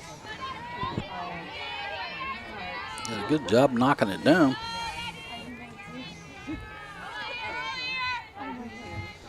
Next pitch, Conrad to Jensen, swing and a miss. And another strikeout of the day for Conrad coming in relief. Shortstop number 3. There's one gone now here in the top of the 7th. Cavaliers looking to shut the door. That's Conrad's third. Colhane doubled and had an RBI her last time up. Another solid thud in the zone for strike one. They have multiple campuses though, so I don't know if it was. He went to Sigma Machine, so it wasn't like they didn't have any sports at his campus. Nichols, the catcher on deck. This one line on a rope. That will get out into center for a hit. Another show off of the arm for Eve Morse getting into second, but she's in there safely, and now we'll see. I thought maybe we were going to have either a pinch hitter come in, but it will be Nichols, the catcher, that will come in, just taking off the late protectors. She homered her last time up. Yeah, if she's able to do it here, it would tie us up at 6. It was a no-doubter, solid thud off the bat, straight out into left field. Edgar was able to follow it in the bottom of the 5th with a solo shot to left of her own. And first pitch for Conrad, trying to get ahead, and does just that for a called strike one. That's a good location on that pitch, too. Right on the inside corner.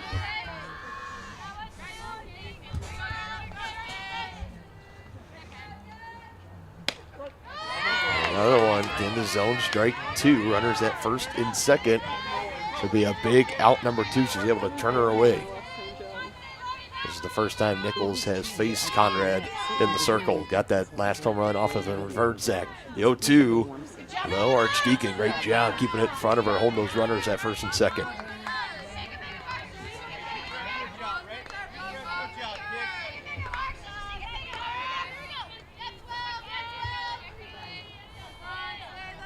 Conrad gets the signal. She fires in. Got her to go around. Strike 3, half-hearted swing. There it goes as a strikeout nonetheless, and a big out number 2. Conrad's 4th. Now the Bobcats down to their final out. Madison Smith made the great grab out and left in the bottom of the 6th I inning. believe I we got a pinch hitter here. 16. That's Madison Smith. Oh, is it? Mm-hmm. First pitch just below the nose, just below the zone, right around the knees for strike 1. She struck out swinging her last time up. She's 0 for 3 on the day. Yeah. Cut. Throw down. First might have gotten her. No. Yes. Umpire all the way across the diamond says she is in safely. Got the hand in there. It was close, though. Archdeacon just about picked her off.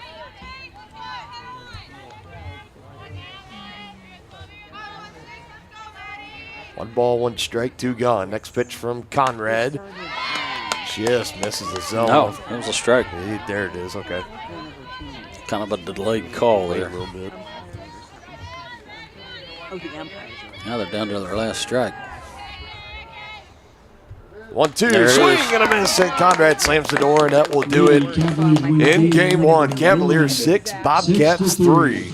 Game 2 of this doubleheader will begin in approximately 25 minutes. Game 2 will start roughly here in about 25 minutes or so, a little bit before the 3 o'clock hour. Cavaliers now take that winning streak to 9 games in a row. An impressive outing as they win the game 1 6-3. We'll step aside and we'll have our coverage of game 2 coming up a little bit later on here on JC Sports Live.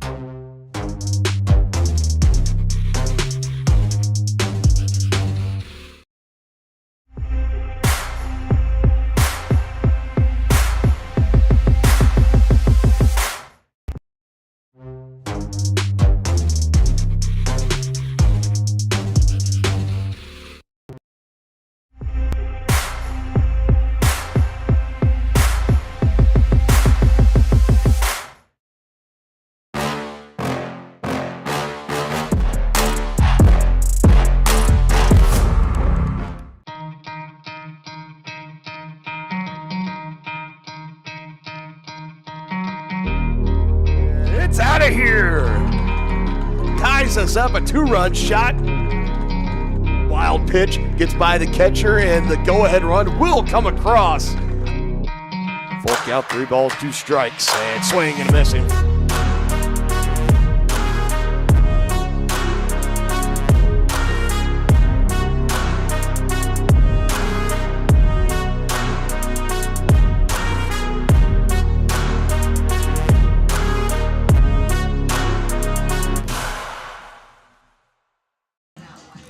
Welcome back to Johnson County Community College in the Sporting Complex here on Johnson County Sports Live. Dylan Funk alongside Dennis Drennan. Game 2 getting started between the Cavaliers and the Bobcats here in just a few moments. Cavaliers taking game 1 by a score of 6-3. They got out to an early 5-0 advantage. Bobcats did bring 3 across to score, 3 unanswered, capped by a 2-run home run. And then Kate Ediger was able to add it on as a solo shot, the only home run for the Cavaliers in game 1, and that was enough to put the 6th run across for the Cavaliers, and that was enough for them to hold on. Strong start from Mariah Verzak, came in 4 2/3 innings pitch, and Conrad came in and pitched relief, closed the door, catching 4 strikeouts along the way as well, and slammed the door on the Bobcats in game 1. It is now Jalen Lavers that gets the start here in game number 2 for Johnson County.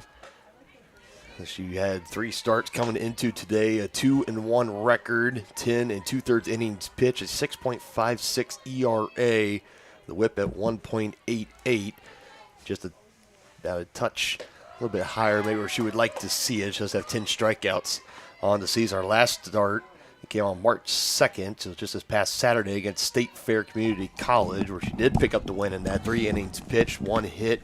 Did have 3 runs come across, but had 6 strikeouts and 2 walks. Now works the count up here. The first batter she sees, really the lineup for Southeastern, pretty similar to what it was. It's still Jefferson, Emma Jensen, on the leadoff, and she gets caught looking there for the first out here in the top of the first inning. We now move along to Ella Coolhane, still over at shortstop, followed by Sydney Nichols, who's still the catcher here in game 2. The only real difference is you had Madison Smith and Siebel flip spots in the batting order. Smith batted 4th and Siebel batting 5th in game 1. They flip here in game 2. And Kendall Schmidt still batting at the 9 holes. She will now move over to first base, and we'll have Ellie Haas, who will now be the pitcher. She was the designated the flex, I should say, or the designated player in KG, one of the two. She played out in the field in game 1. She'll now be the pitcher here in game 2.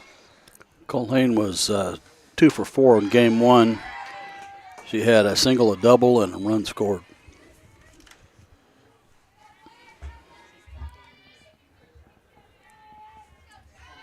Yeah, that big double on the top of was at the top of the 5th. It was the top of the 5th inning that they had those 3 runs come across. Yep. She had that big double that brought across 1 run. It was the first RBI of the game for the Bobcats, and then not too long behind there was that 2-run shot that made it a 3-run top of the 5th inning. And that was all she wrote for Southeast. 3-1 pitch, got her to swing through it. 3-2, working the count full is Lavers. Last time we saw Lavers work, it was back on February 21st, game 2 of the doubleheader against Barton Community College. She picked up the win there as well, a complete game. As this one is out into the outfield, Eve Morris nice job to charge in. Apologize for the camera work there a little bit, but a great play out in the outfield nonetheless for out number 2. You'd like to see the center fielder take charge on balls that are in the kind of in the gap there.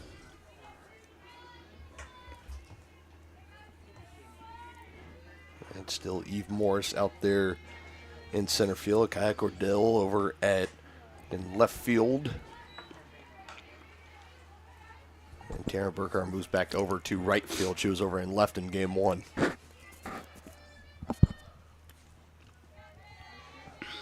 Moving along here, 2 up, 2 down in the top of the first. Got behind in the count, but that strike evens it up at 1 apiece for Lavers, now facing off against Sydney Nichols.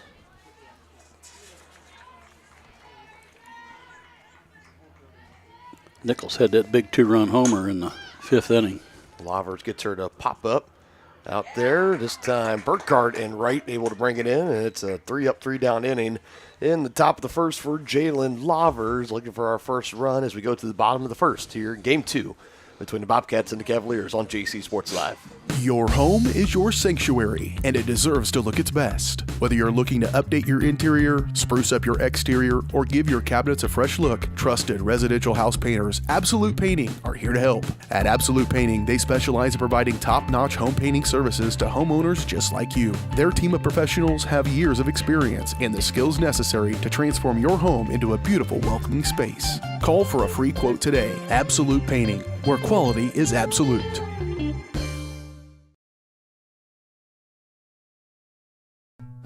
Number one, obviously, is safety. We definitely call 811 to find out if there are any buried lines, fiber optic, whether it be telephone or pipeline or anything. Don't take a chance. Don't think you know and say, well, I don't remember anything being put in there. Call 811 and make sure that that's identified, that there isn't something there before you make that crossing.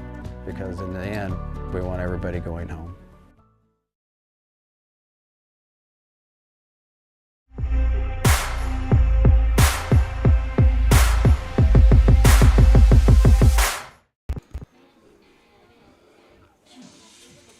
We'll get a little first look at the Cavalier offense here in Game 2. They'll be facing off against Liana Haas, a sophomore from Millard, Nebraska. And it's a very limited pitching depth. Only really 3 pitchers are working through the season so far for Southeast Community College. Haas comes in a 10.50 ERA so far. Her third start made here this afternoon. 8 through 8 innings pitched, 20 hits, allowing 12 earned runs, 16 runs total. Coming across the score, 2 walks, 3 strikeouts, and 1 each of a double, triple, and a home run. Cavalier bats looking to stay hot here. Leading it off again for the second game in a row, Taryn Burkhart, followed by Jaylee Jefferson and Eve Morris. And the first pitch, late movement, doesn't get the zone for ball 1. Yeah, Burkhart was 2 for 4 in Game 1. She had 2 singles, 2 RBIs, and a run scored.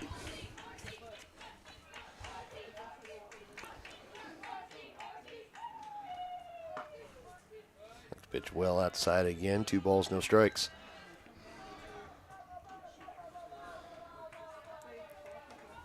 And this was a Cavalier team, and their last pair of doubleheaders coming into this afternoon. Scoring 34 runs on 22 hits, 15 extra base hits on the pair of doubleheaders they had on Saturday against State Fair and Missouri State West Plains, and then the previous day against Moberly. They had 31 runs off 30 hits, 17 extra base hits, 8 home runs. They've just been on a tear with the bats as of late, and Burkhart will get on with the leadoff walk. Runner already on, stepping in, Jaylee Jefferson. They all saw her make the plays with the bat and her glove out in the field. Particularly, there was one in the later parts of the game. It was a roller past third base. Aspen Burkhart dived out for it, couldn't quite bring it in. Jefferson working deep into the hole out there, more closer to third than shortstop, was able to bring it in and throw it on a dime and on a rope across over to first base to beat the runner by about a half step. It was a beautiful play. At shortstop, it was a big out number 2 at that portion. She was 1 for 3 in Game 1. She doubled and scored a run. She actually scored 2 runs.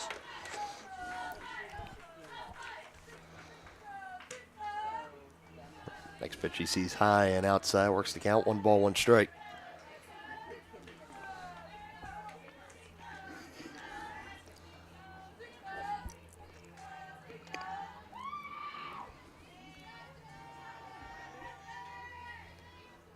Haas, next pitch just foul tipped into the backstop for Jefferson.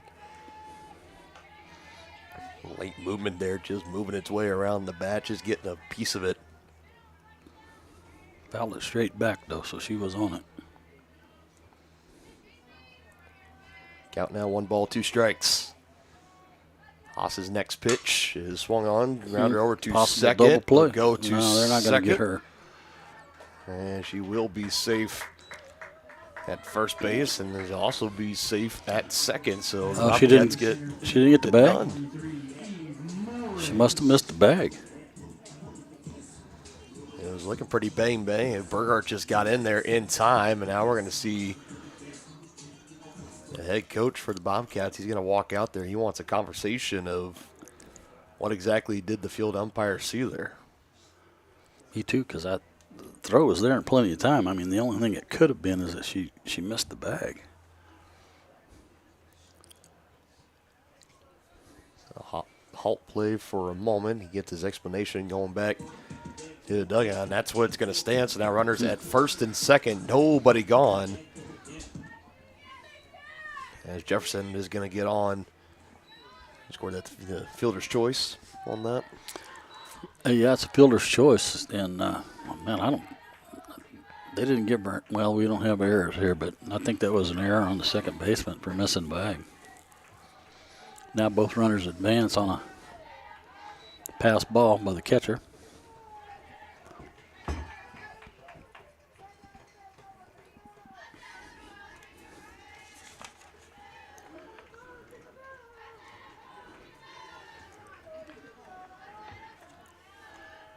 Horse 2 for 3, 2 RBIs, and a run scored in game number 1.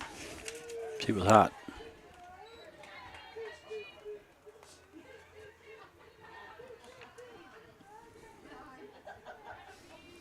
And yet again, another RBI chance for 2 runners in scoring positions, 2-0 count. Nobody out. Next pitch from Haas. That's 3 straight balls to start this at bat.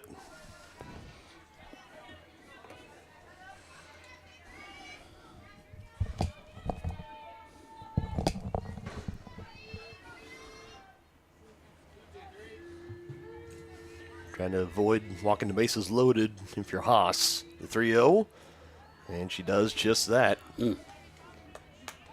She's got trouble all around her, I'm telling you.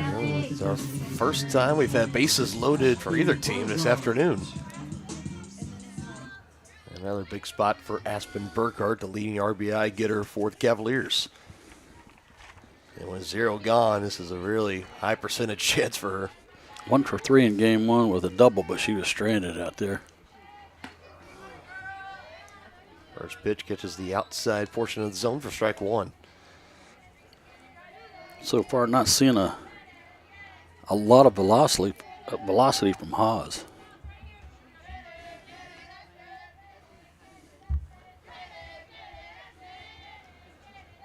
Another one, still able to get her to swing and miss. Ahead in the count 0-2 is Haas.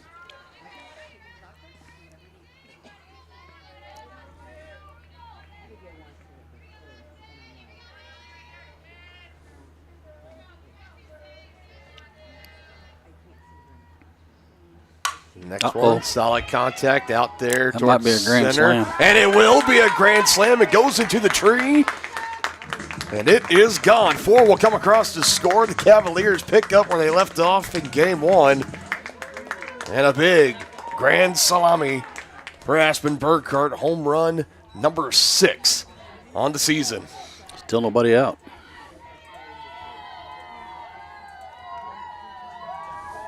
Yes, very important that we mention that. Still nobody out here in the first. So the first 3 batters for Johnson County got on, and Aspen Burkhardt brings them all home in one swing of the bat. We now move to Kate Ediger, who had the solo shot in her at last at bat in game 1.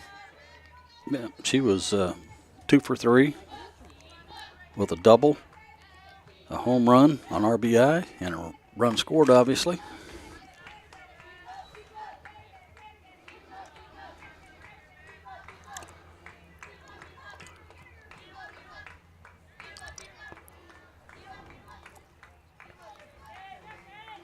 Another first pitch ball behind his Haas. 1-0. Next pitch ripped and fair and into the outfield for another hit here.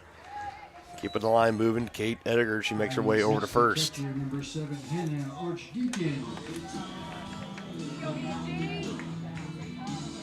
Arch Dickens due. She was 0 for 3 in game 1.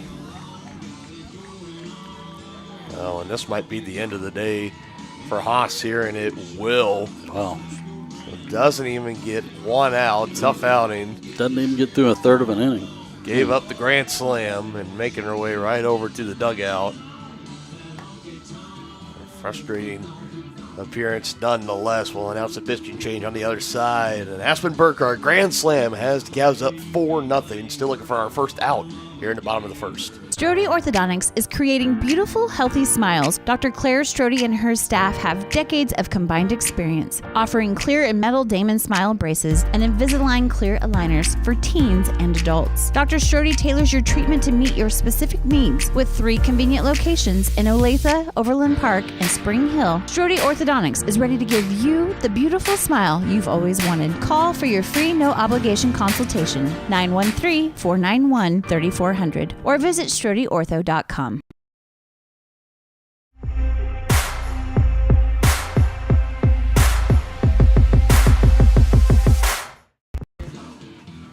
Talking about a tough spot, so Anna York will come in relief for Elena Haas.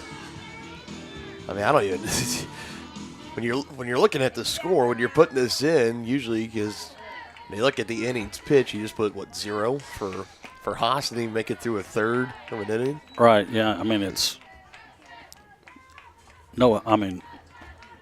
obviously she has an appearance, and it's that's what it'll be. Everything will go up except. Yeah, I mean, as far as her ERA goes, it's going to count as 1 inning. Already came into the afternoon 10.50 with the ERA and gave up that big grand slam, so that will definitely balloon it up. So it's now Anna York that comes on in relief, a 420 average. This one, a soft liner out to center, right at her. And there's our first out here in the bottom of the first inning. For York, a really small sample size for her, only 1 2/3 innings pitched. Coming into this afternoon is 1 hit and 1 earned run that she has allowed, 1 walk, hasn't recorded a strikeout. Let's not forget Ediger over there at first base is also Haas's responsibility. That's true.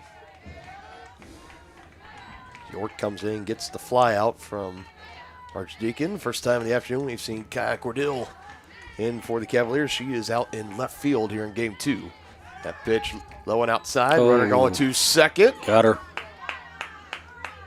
And they did. So how about that? York coming in and quickly finds 2 outs. Caught stealing.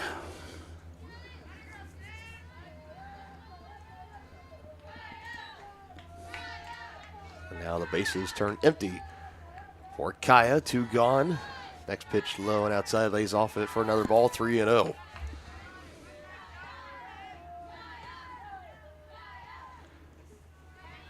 Kaya 222 average on 6 hits, 2 doubles, and a home run. So far this season with 6 RBIs, 2 walks, 7 strikeouts.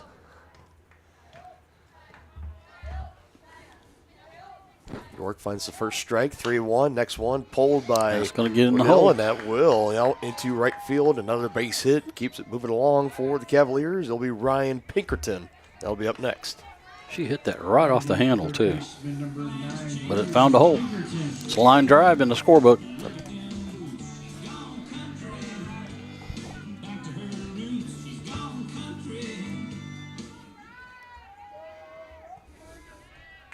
Pinkerton, traditionally we've seen her as the catcher in these games. First time we'll see what she's got at the hot corner over at third base.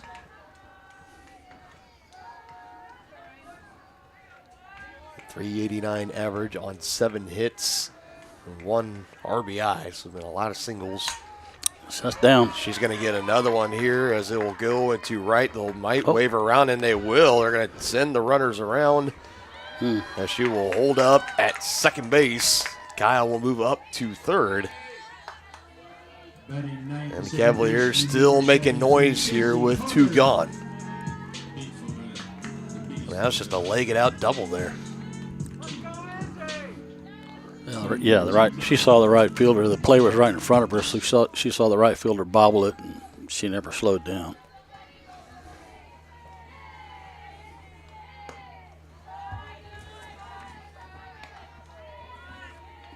This is now Izzy Carter, the second baseman. Also making her first appearance on the afternoon, 214 average, 3 hits, going 6 RBIs. This one right out into center drifting, and it is got a bad read off the bat. Sure did. It's going to be a 2-run double with 2 gone for Izzy Carter, and that'll make it a 6-0 ball game. Two big RBIs. Making the most of your playing time is what you call that. That is what you call that, indeed. As now, I believe we're going to be going back to the top of the order with Taryn Burkhardt batting around in the bottom of the first half, the Cavaliers.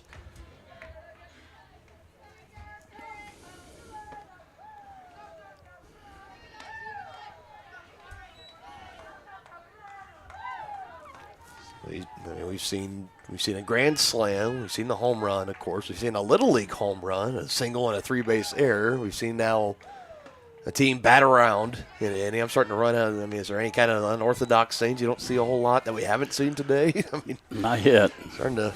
This game's still young. Yeah, you never know. But a 6-run bottom of the first frame for the Cavaliers. That is a great start here. The game 2, 2-0 pitch outside for 3-0.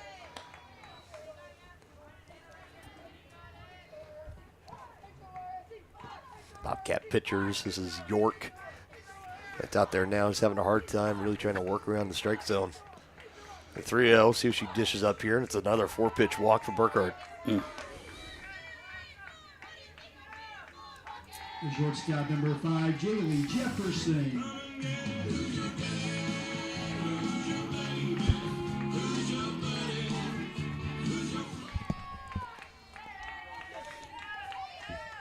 Jaylee Jefferson, second at bat here in the first inning. Runners at first and second. She watches a first pitch strike rifled in there by York.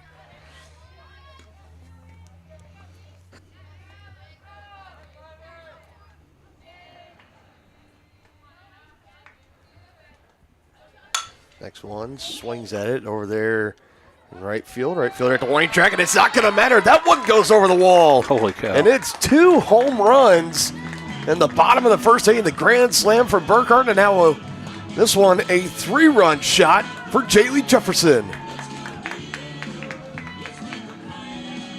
And it is 9-0. This game is getting out of hand quick, fast, and in a hurry for Southeast. Wasn't quite sure if that one had enough on it to get over the wall. It might have been a contested catch at the warning track, but it sneaks over the wall. And for Jefferson, that is her 4th long ball this season. And first pitch swinging ambush style for Eve Morris. Morris, the 12th batter to come to the plate here in the bottom of the first. 9 runs have scored.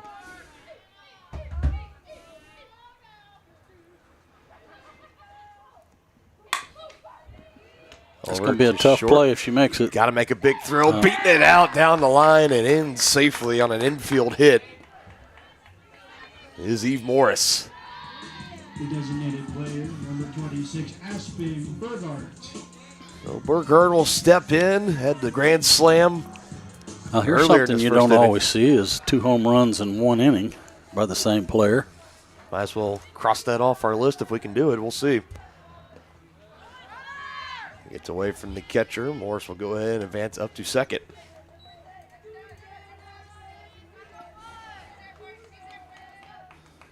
And home run puts Aspen. She was in a tie.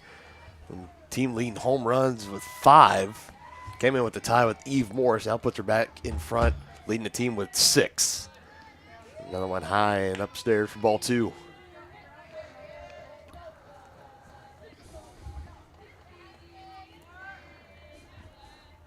Nine runs in the bottom first, 5 of them going to be credited to Haas, who got the start. The rest belonging to York coming on in relief.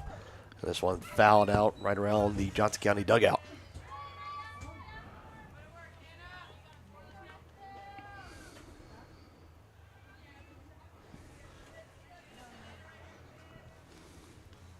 imagine the spread rule, it is in effect here. Yeah. In game 2. Usually don't do it in game 1. Always in game 2. Next pitch to Burkhardt. Drops into the zone at the last second for strike 2. Yeah, the only thing that's in question here is whether they're going to do 15 after 3 or 10 after 5.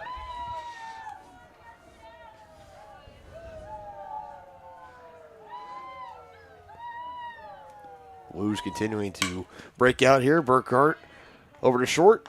And that is the end.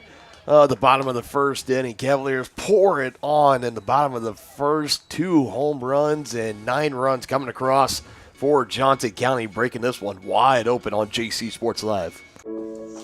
Dad, you need to go. Really? It's important. I feel fine. Look, you cannot mess around with this kind of stuff. Some cancers, man, we just don't want to lose you from something we could have caught. What I need to do? You just give your doctor a call. They'll tell you what screening test you need.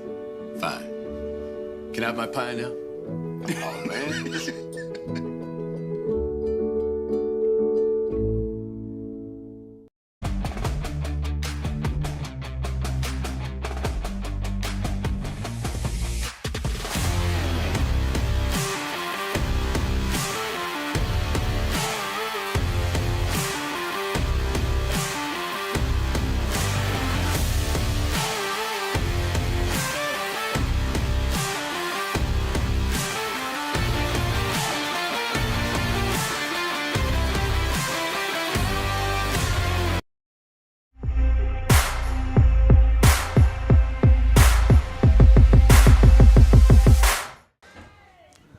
Well, it's not too often if you're the starting pitcher, you come out to start your second inning of work, and you got a 9-run cushion to already work with. That's the case for Jalen Lavers, a 9 spot put up by the Cavaliers in the bottom of the first.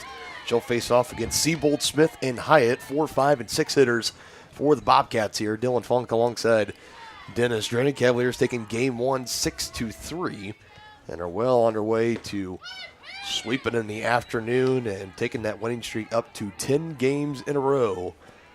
Next up on the schedule, the Cavaliers will host a Sunday doubleheader here against Indian Hills Community College. That game will be here Solid on JC hit. Sports Live as that one is lined Send it out. gap. Morris can't cut it off. He'll roll all the way to the wall, and sliding into second with the leadoff double is Shelby Siebold. Batting fifth, the left fielder, number 16, Madison Smith. And on a pretty good line, just above Jefferson, where she really couldn't get under it, and not enough air underneath it to give Morris enough time to use the speed to try to cut it off in the gap. It rolls all the way to the wall. He'll stand as a leadoff double. First pitch swinging and foul tipping is Madison Smith, the left fielder. Yeah, but what Morris did do there was play it well off the wall and got it in quickly to the infield to limit that to a double. Swing and a miss there. Can't draw contact behind the count. 0-2 now.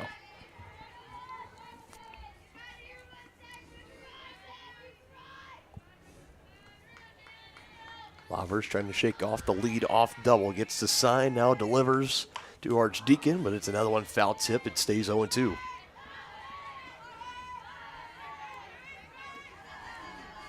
For Johnson County, if they're able to add one more run in the bottom of the second, third, or fourth innings, even in the fifth inning, that would be enough for the 10 after 5 spread. They still would have to add at least 6 more on to get to 15 after 3. As another one out into the outfield for a base hit. Morris able to collect and wisely not send her around third.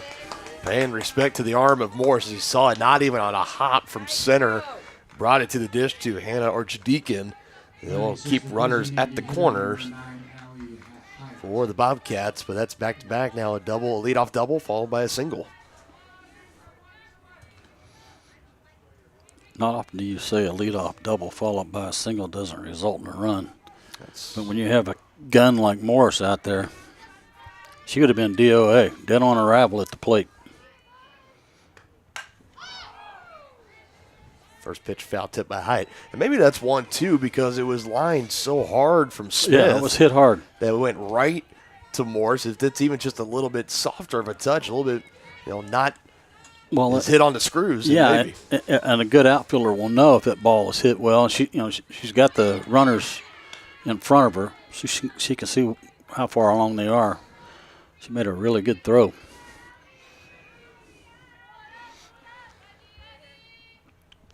Now some trouble here. 2 on, nobody gone. Top of the second. Runners at the corner. Swing and a miss by Hyatt there. 1 and 2 will be the count. Lawler's looking to put her away at the dish with a strikeout. The deep fly would be possibly deep enough. It would bring Siebold home at third. Smith, runner at first. Next pitch. Swing and a miss. Got her. Throw down to third, but Siebold back in time. But there's 1 gone here in the top of the second. Batting seventh, center fielder number 22, Ava Krahula. Krahulik was 1 for 3 in game 1 with a single, and she was stranded at first base. That pitch at his row kind of came in inside her. Just had to take a half-hearted swing at it. Yeah, a little defensive swing right there by Krahulik.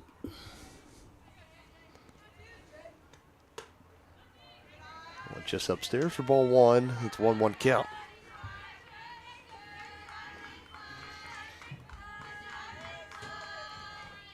I'd like to see these Lady Cavaliers roll a double play here.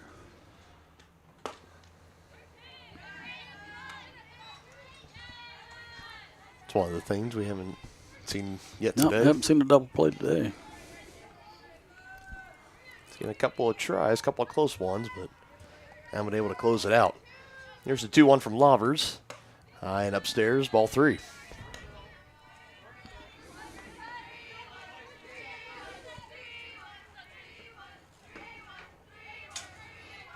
Now that's the Bobcat dugout starting to get a little loud with the chants. 3-1 from Lovers.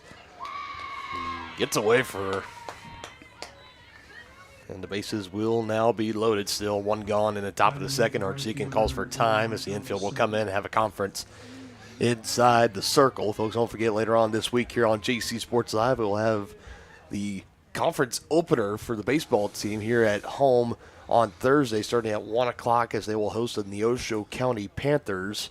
So we'll have both games streamed for you here. Myself and Dennis Drennan will be on the call Thursday at 1 o'clock here on JC Sports Live. Also be sure to try to come out if you can make it for both the men's and women's basketball games. Both teams in the semifinals of the Region 6 postseason tournament, as both the games Friday and Saturday be held at the Fieldhouse here at Johnson County Community College. And you like to see that infield get together there, especially, the bases are loaded with less than 2 out.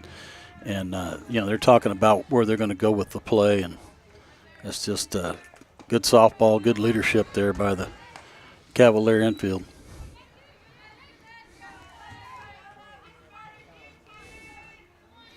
Who's got the throw at second if it's back to the pitcher? It's Ellis Sudbeck, the batter. 1-1 count. Next pitch from Laver. She swings through it. It can't make contact. 1-2. Sudbeck was 0 for 3 with a strikeout in game 1. Strikeout would be big here. Yes, it would. Go big to Laver's trying to tightrope out of this bases loaded jam. 1-2. Got her. A swing and miss, and there's a big out, number 2. Mm-hmm. Second of the game for Lovers. Got a dangerous hitter coming up, though, in Smith. She was 3 for 3. A double and 2 singles in game 1. So we need to get this one out. It was by far the best hitter of the team so far, at least as far as batting average, was 500, and like 1,000 on the day at 3 for 3 in game 1. Hadn't recorded an RBI, though, and you had said it is because of the way the team has been struggling. Nobody had gotten on in front of her. Well, bases are loaded here for her, so what can she do with it? Well, she's got this is a really good opportunity for an RBI, so she's got to do what she can. 0-1 pitch into the zone for strike 2. Lovers 1 strike away, 1 out away from getting out of this bases loaded jam. I was surprised she took that.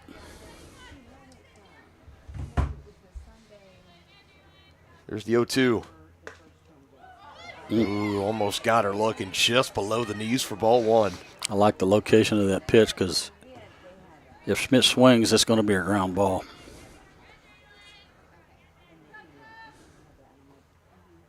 Schmitz digs back in. The 1-2 from Lovers upstairs for ball 2.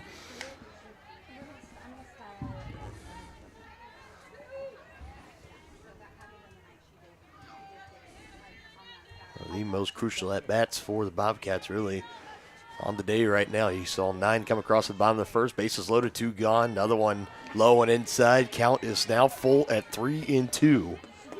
Lovers and Dangers are walking one in. After getting ahead in the count 0-2, now 3 straight balls. Got to be careful here. Try to work in the zone.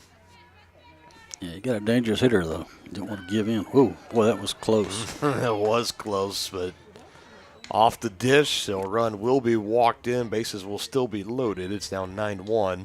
Smits will be credited with an RBI there. Well, unorthodox, getting your first RBI of the season, but you'll take it if you're Schmitz. Yeah, no question. 3 hits in game 1, now a walk in the RBI here in game 2, and another first pitch strike as we go back to the top of the order with Emma Jensen. She struck out looking first time up in this game. Next pitch low in the zone for ball 1. A 1-1 count.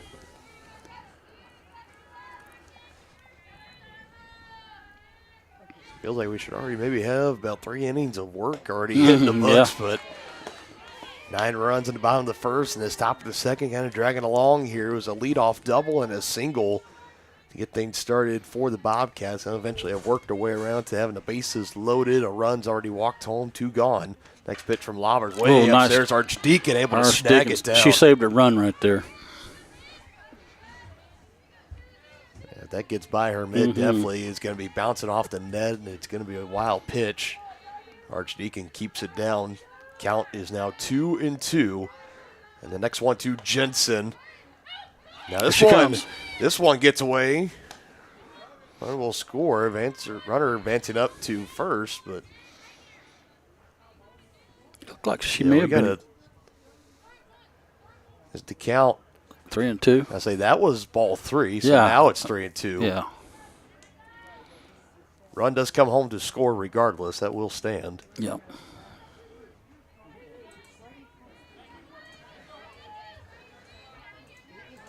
A little bit of confusion there. Runners now at second and third.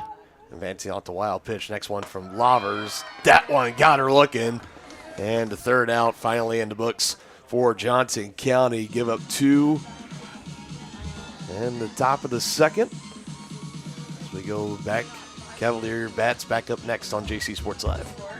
Up your lawn care game at Hers Inc. in Spring Hill. We have one of the area's largest and most diverse selections of lawnmowers, including top brands like Altos, Bobcat, Gravely, Dixie Chopper, and Red Max. Quality built machines for any size job. And when you get your mower at Hers, we offer full service and repairs covered by your warranty. From the backyard to the back 40, the all-star lineup of mowers at Hers will make you the captain of the lawn. See the full lineup at hersinc.net. Call 913-247-3530 or just stop on by. For more than 20 years, Gherkin Rental has been the place to go to get the job done in eastern Kansas and western Missouri. With a huge selection of quality equipment, from roll-offs to trailers, telehandlers to generators, power washers to popcorn makers. Experienced equipment professionals and clean, well-maintained tools to help you get the job done right the first time. Gherkin Rental. Stop by any of their 13 locations across the KC Metro or call 855-GHERKINS. That's 855-437-5367. Back here on JC Sports Live, Dylan Funk alongside Dennis Drennan. 11 runs already coming across between the two teams to 1.5 innings. We now go along to the bottom of the second. Edgar singled and was caught stealing in the bottom of the first. Faces off against York, starting her first, well, I guess technically her second full inning of work. Came on in relief for Haas, who did not record an out in the first inning. That's in the gap. Solid contact, barreled it up. It goes to the wall. It'll easily be a stand-up double as she cruises in. And the hot bat of Kate Edgar keeps on going. Yeah, she's 2 for 2 in this game. You and I got to see her play a couple of games when we were covering for our high school sports affiliate over at Tonganoxie Sports Live when the Chieftains played the Panthers, and Edgar, one of the best all-around multi-sport athletes at Paola High School. Now here tearing it up at the JUCO level. Just a good athlete. Yes.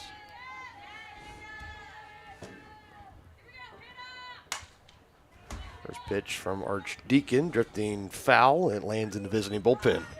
Archdeacon flied out to center field last time up.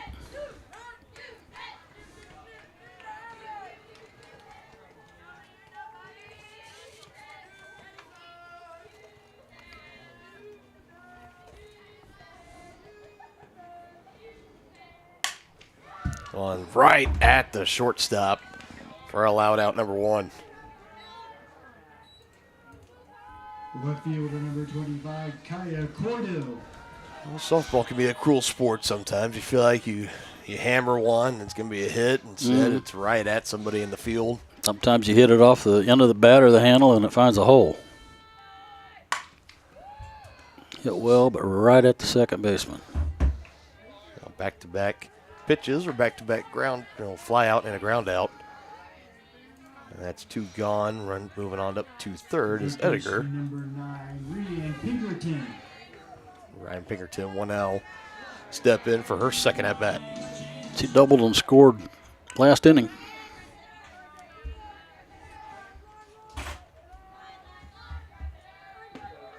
Ooh. The break on that pitch in for strike 1.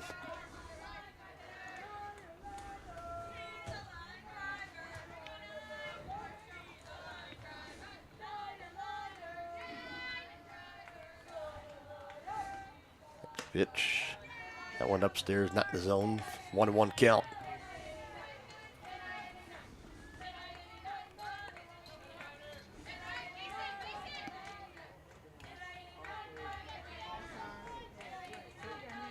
Swing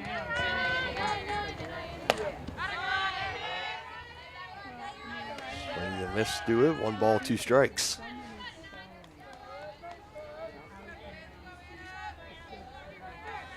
Third baseman stepping out, adjusting the elbow guard. Now steps back in, ready to take a 1-2 pitch. Here it is from York. She swings that in, pops it up over the netting, and foul.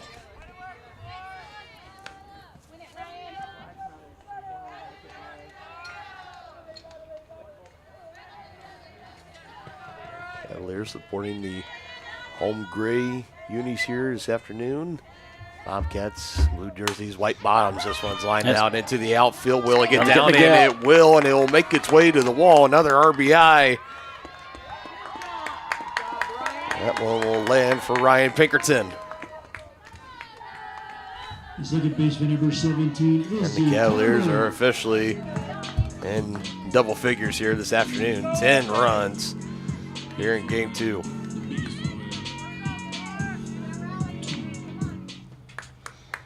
Big RBI double there by Pinkerton.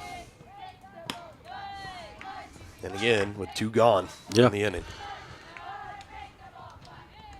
Wish there was a stat on the website where we could hone in and see how many of the team RBIs have come across where there's been 2 outs in an inning. That one in the zone, 1 ball, 1 strike. Izzy Carter. Also, I believe, had a big double on her last time up, correct? He had a big double and 2 RBIs. That was it. Next pitch she sees, another breaking ball. Doesn't get the zone, though. 2 balls, 1 strike is the count.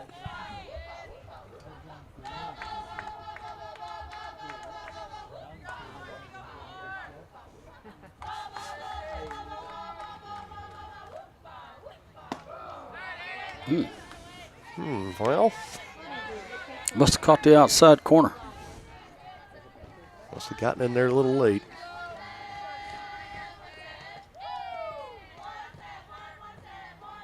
Two balls, 2 strikes. Next pitch gets under it, out to center, and brings it in for the third and final out. Cavaliers add 1 more run in the bottom of the second. It's a 10-2 ball game going to the third.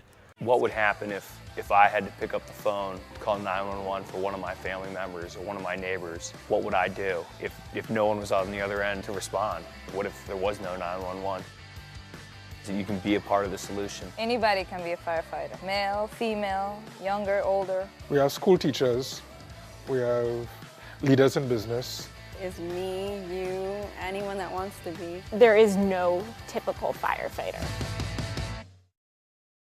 Massage is more than relaxation. Apex Massage Therapy can go beyond with targeted work for headaches and sinuses, myofascial releases, trigger point therapy, neuromuscular therapy, reflexology, cupping, and hot stones. Kylie's hands go right to the problem areas and work out all the issues. She is certified in prenatal massages, oncology, lymphatic drainage, pre- and post-surgery massages, and she can also work on minors and athletes. For openings and specials, like and follow Apex MT on Facebook.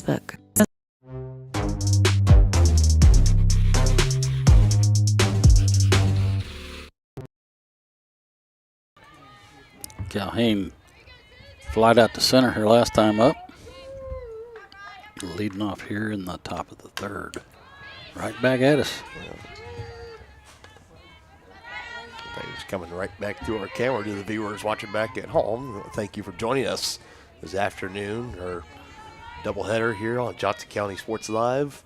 Currently in the middle of a 10-2 ball game. Cavaliers in control. Bobcats did bring across 2 in the top of the second after seeing 9 come across in the bottom of the first for Johnson County. Jalen Lavers actually saw the bases got loaded up on her, was able to get a few outs, but 2 were able to come across to score, 1 off a walk and the other off a wild pitch. He's looking to settle in here, try to get a little more clean third half of the inning. 2 balls, 1 strike. Next pitch, that one upstairs, and another one getting away from Archdeacon. 3 balls, 1 strike.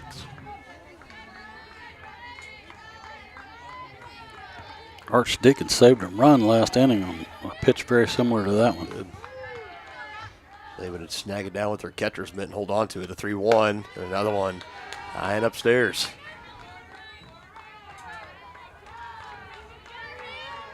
The catcher, number 13, Sidney Nichols. Archdeacon singling out to the infield now. Lead-off walk has a runner at first.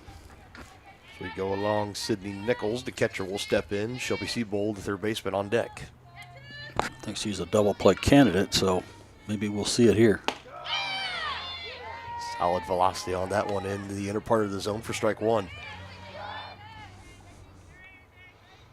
It's popped the mitt that time.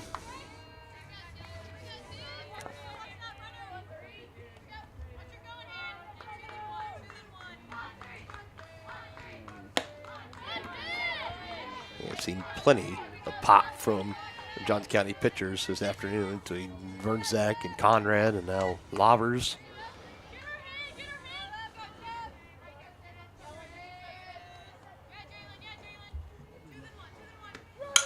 Next one just off the end of the bat. It was a hit and run, and it will get down. So that runner will easily advance up to third to throw. Inside throw back to second. She's safe there as well. Yeah, that's an unwise throw from the right fielder there. You want to keep that other runner out of scoring position. If you'd hit the cutoff man. The third baseman, number 10, Shelby Siebold.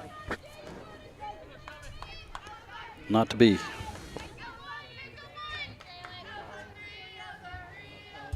Now Siebold will step back in. 2 runners in scoring position. Still nobody out.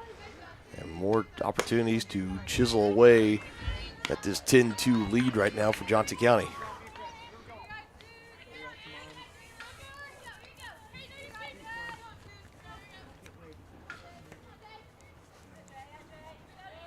You also keep the double play in order if you hit your cutoff man there. Archdeacon threatening to throw down the third base line, but doesn't. 2 balls, no strikes to count.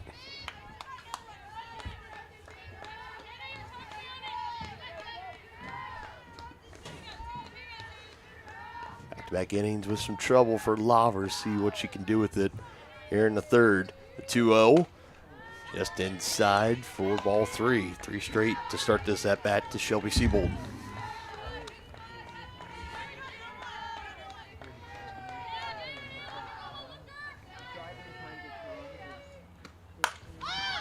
One popped up along the right side. Ediger throw from first, but it is. She's called off by the second Carter. baseman. Yeah, it's Izzy Carter that called her off from second. And she brings it in for the first out. The left fielder, number 16, Madison Smith. Traditionally, you obviously, whenever it's in the infield and, you listen to the shortstops in the outfield, if it's close, it's a center fielder. It kind of gets the final call. But when it's first and second, is it just kind of whoever? Or? Well, I think second baseman was calling for it all along. I mean, that was really the first baseman's play, but she let the second baseman call her off. In the worst case, if it were to fall, it would have been foul ground, so it just would have been a high foul ball. We come back to the dish, but Carter's able to bring it in. That's out number one. We move along through the order. Next pitch to Smith, just coming in, getting a piece of the bat. Not even wanting to swing it around, but still, that will go as a foul ball. Right on her knuckles.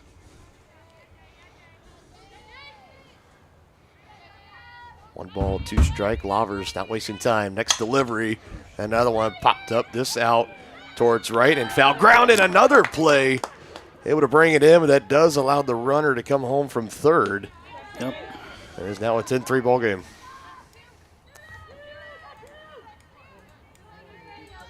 The designated player, number 9, Allie Hyatt.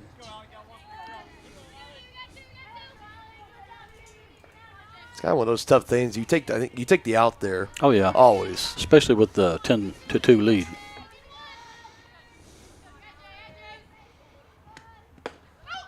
Would there really ever be any kind of situation where you would rather just let that fall? Yes. If the winning run's at third and less than 2 out, you let that ball fall.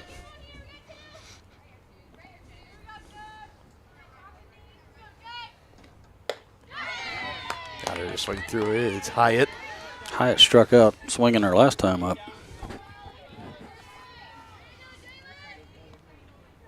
One ball, one strike to count. Runner at third, still in score position for Southeast.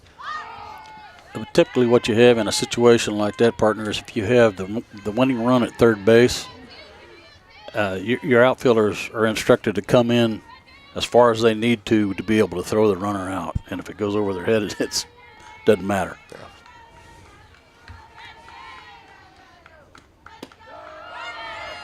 And got her looking at another strikeout to end the inning. It's only one comes across for the Bobcats. It's still a 7-run lead for Johnson County as we go to the bottom of the third. Craving a quick pick-me-up, tasty lunch, or afternoon treat? Have you been to The Bean? The Bean Coffee and Cafe in downtown Spring Hill is that rare mix of hometown charm and uptown style. At The Bean, they brew the finest cup of coffee, tastiest teas, and most refreshing smoothies and frappes around. The Bean is proud to serve delicious, handmade pastries by Scratch KC, and they have the best breakfast, lunch, and convenient grab-and-go options in town. Have you been to The Bean? The Bean Coffee and Cafe, downtown Spring Hill. Everybody can make something, because I think everyone has a spark of creativity, and the reason that I have to keep making is because I don't think my life would be as fulfilling without it. If you make things yourself, that means you're not cowering in fear. You're out there taking chances. That, I think, is my way of saying I love you to the world. All right, now I want to hear why you make. Share your own Why I Make story today. Visit whyimake.org.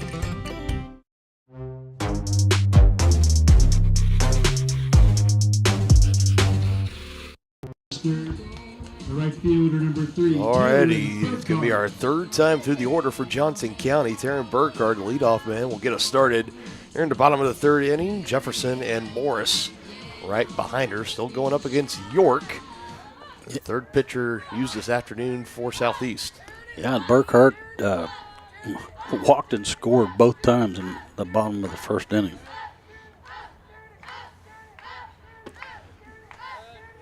First pitch outside for ball one. It'll be interesting to see when you take a look at as far as the total pitching for Southeast on the season.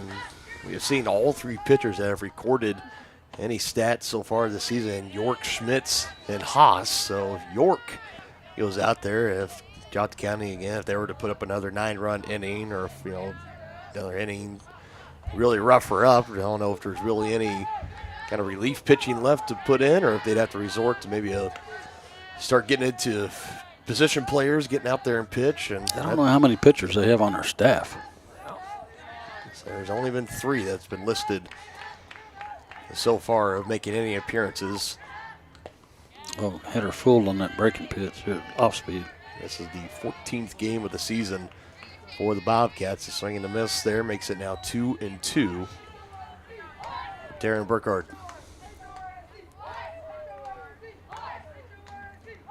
Next pitch from York. Got her look, and a backwards K will go on the scorebook for out number 1. The shortstop, number 5, Jaylee Jefferson. Jaylee had that big 3-run homer in the bottom of the first. Going opposite field out to right. Just had enough to get over the wall. Wasn't a no-doubter, I don't think you can say, but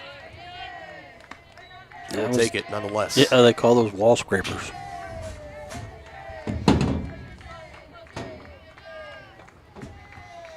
Nonetheless, it's a home run and 3 RBIs.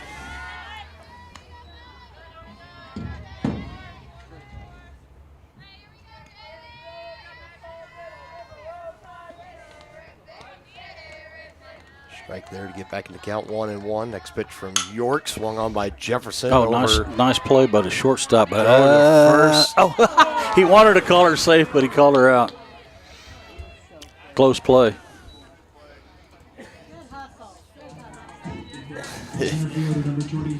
It looked like maybe for a second a shortstop took about one too many steps to get it over there to the first, and that is about as close to bang bang as you can get. Yeah, no question.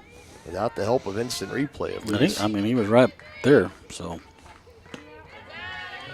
got her first pitch swing and a miss for Eve Morris as York is cruising along here so far in the third. 2 up, 2 down.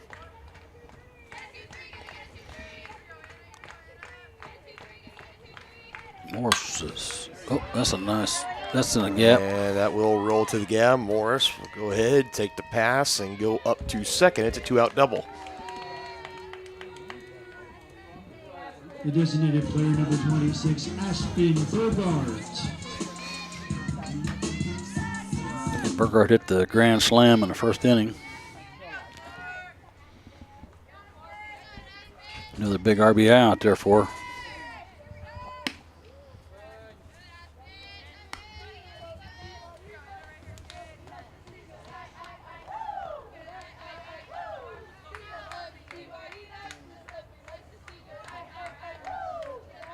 Down 1 ball, no strike. Next pitch he sees outside again, 2-0 off the left side of the plate.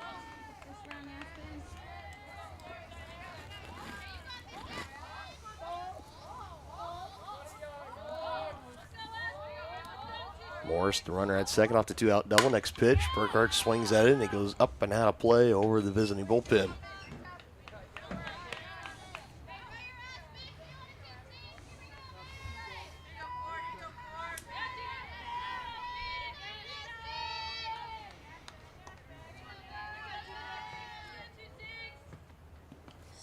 Skips in, holds off on it, and Morris will easily move on up to third.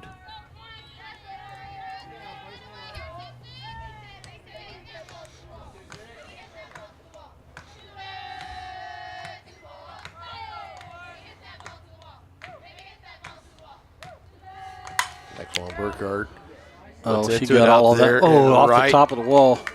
And again, just a couple more inches, you would have another wall scraper, but that will be a 2-out RBI double for Aspen Burkhardt. Cavaliers add 1 more. It's now 11-3. About a 2-degree higher launch angle on that, and that would have been a no-doubter.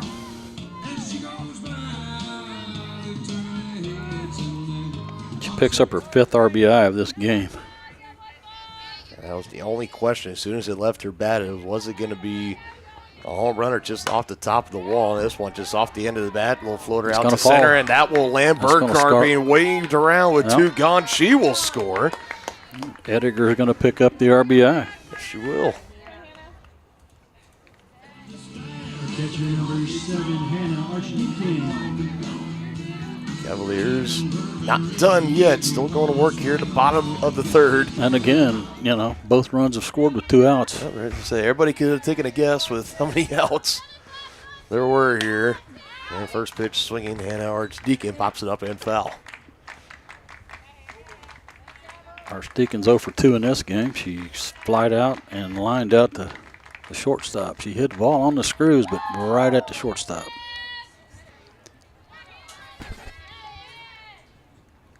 The 0-1 pitch, chops it, but foul at the third base line. Good snag and foul ground there by the third baseman, Siebold.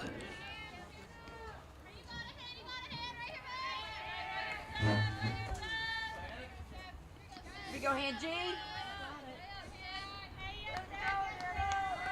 0-2 pitch from York. Archdeacon able to lay off it. 1 ball, 2 strikes. 9 in the bottom of the first, 1 in the second. 2 so far here in the bottom of the third for Johnson County. This one solid out there towards center, looking up, and that is off the wall as well. Let's see, they'll hold him up. Hold him. As she slides into second safely. That's Hannah Archdeacon, a 2-out double. Cavaliers still threatening here, runners at second and third. As the baton will be handed off to Kaya Cordill. Cordill singled and scored in the bottom of the first. Grounded out to second base her last time up. Low one outside, ball 1 to Cordill.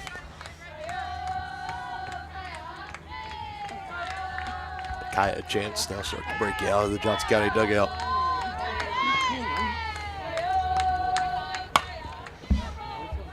Might have been off the end of the bat. Second baseman able to bring it in out there near shallow center, and that will do it in the bottom of the third. 2 more added on for the Cavaliers. A 9-run lead to the top of the fourth we go on JC Sports Live.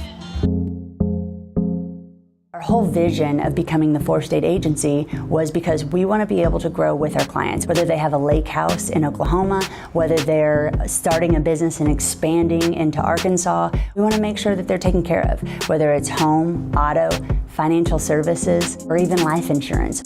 We want to walk through the stages of life with our clients. That's the biggest part. That's what makes us different. More time before you wake up in the wild. Our natural world needs us now. Step by step, side by side, together, we can find a way to ensure that all life on Earth can thrive. To learn more about how you can help protect and conserve nature, visit nature.org.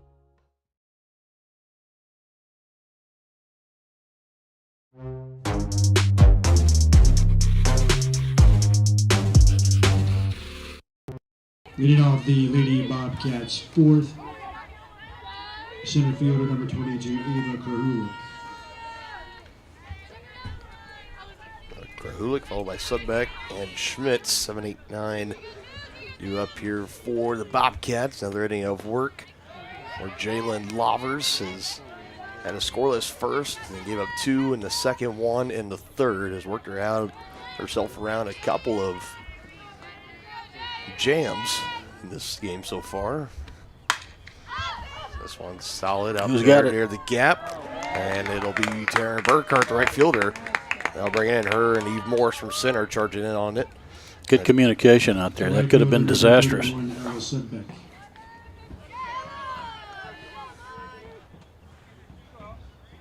I'll bring up Ella Sudbeck, the right fielder. Struck out swinging her last time.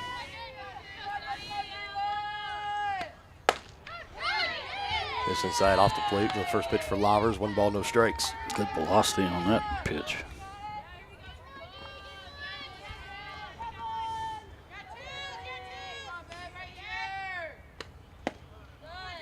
Inside ball 2. So 4th start of the season for Lovers. Has a record of 2-1. Coming into this afternoon, trying to hold on here. Looks like she'll be on her way to picking up win number 3. That one into the zone. Some late movement on it for strike one. 2 balls, 1 strike.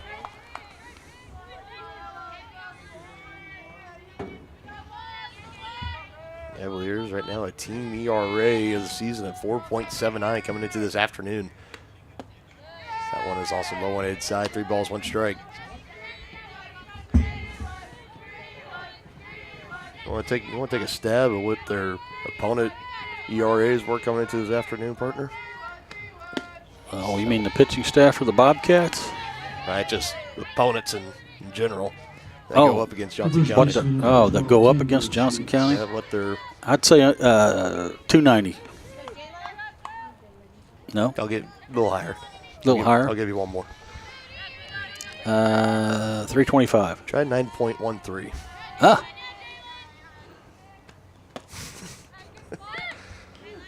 Going down to first, but back in time safely. New batter in there off the walk.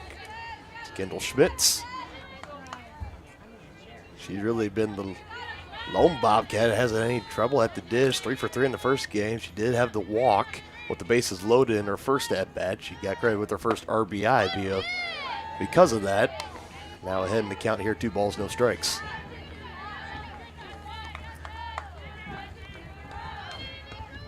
Good time for that double play we've been talking about.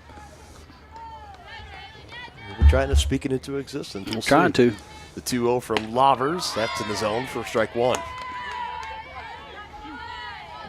It's Lavers' 50th pitch on the day.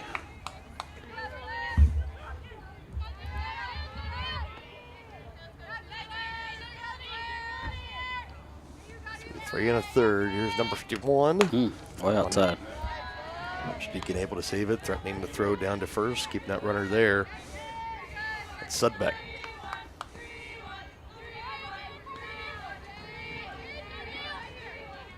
We'll go back to the top of the order with Jensen up next on deck. And next pitch, swung on. There it is. Well, 4, 6. There it is.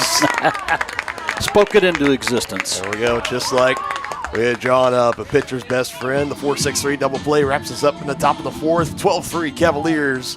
To the bottom of the 4th we go on JC Sports Live. Save the Children believes childhood without food is unimaginable. Yet around the world, children are suffering from the worst famine in our lifetime, coupled with conflict, poverty, climate change, and more. Join Save the Children and get fed up. Fed up with the lack of progress. Fed up with the injustice. Learn how you can get involved in the fight against childhood hunger at savethechildren.org/getfedup. I'm fed up. We're fed up. We're fed up.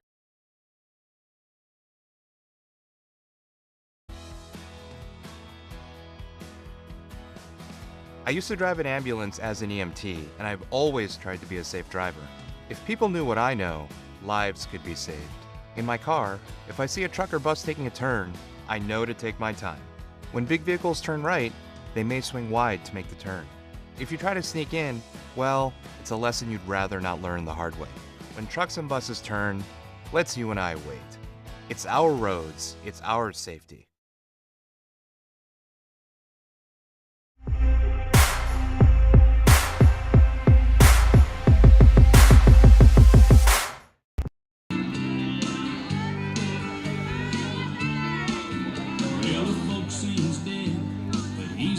Double play, wrapping things up in the top of the 4th. Second scoreless inning pitch for Jalen Lavers so far here. The afternoon, game 2 between the Bobcats and the Cavaliers. Dylan Funk alongside Dennis Dren and Cavaliers at 9 in the first, 1 in the second, 2 in the third. I can add on at least one more here in the bottom of the 4th inning. Yeah, and Pinkerton's 2 for 2 today. She's doubled both times and scored a run. Stay hot, young lady. Pinkerton here. Izzy Carter, second baseman on deck. And then Taryn Burkhart, the leadoff man, on the hole. Here to head in the count earlier, 2 balls, no strikes. It's worth noting it was a little more of a cool game in game 1. A lot of cloud cover, but game 2 has been beautiful. Almost exact opposite. Nice blue skies, sun has poked through, starting to warm up. Up to 57 degrees. They may make it to 60 yet. All right, it's a beautiful afternoon. 2 balls, 1 strike after that last strike.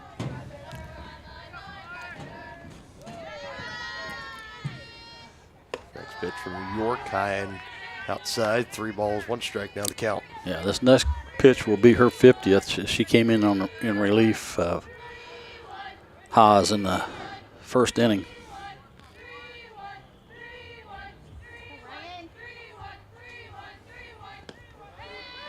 The 3-1 chant works. There's ball 4. Keeps her perfect day alive with a walk. And it's another leadoff walk for Southeast. 17, Izzy Carter. Very first at bat of the afternoon was a 2 RBI double. Yep. For Izzy Carter. Flied out to center last time up.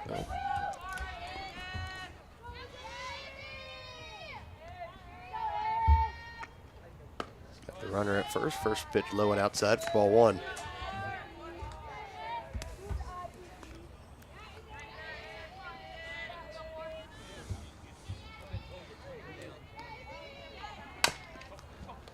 This one is chopped but foul. So we'll call him back. Look like a little slap bunt. It does look like there was a change at catcher as Ava Krahulik, the center fielder, number 22, is now, I believe, in the backstop. She is now the catcher.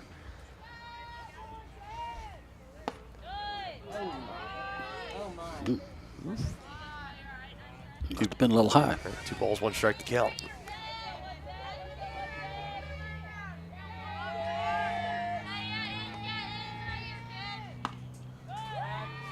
York having a hard time trying to command into the zone here, in danger of back-to-back walks. 3 balls, 1 strikes.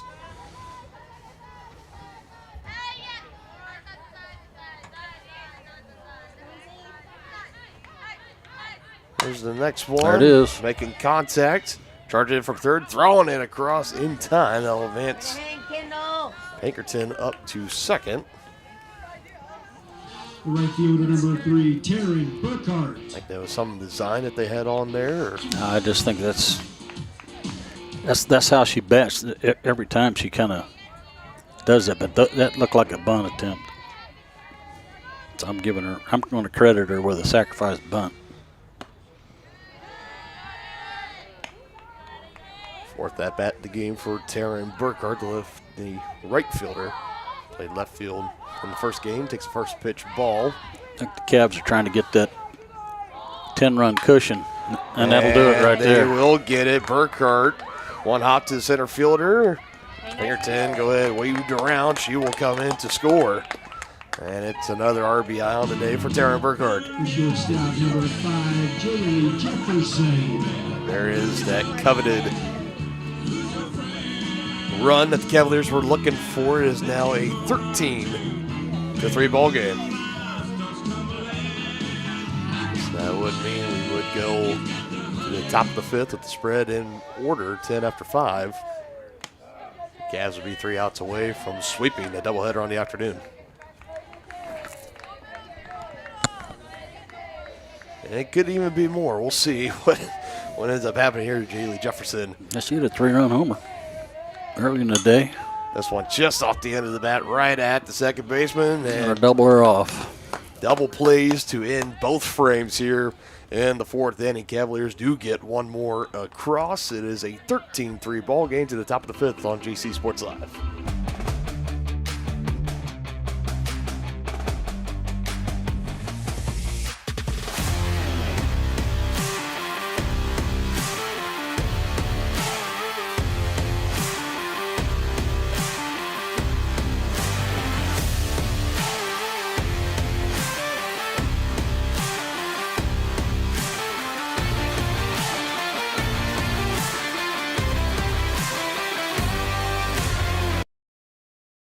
Your home is your sanctuary, and it deserves to look its best. Whether you're looking to update your interior, spruce up your exterior, or give your cabinets a fresh look, trusted residential house painters Absolute Painting are here to help. At Absolute Painting, they specialize in providing top-notch home painting services to homeowners just like you. Their team of professionals have years of experience and the skills necessary to transform your home into a beautiful, welcoming space. Call for a free quote today. Absolute Painting, where quality is absolute.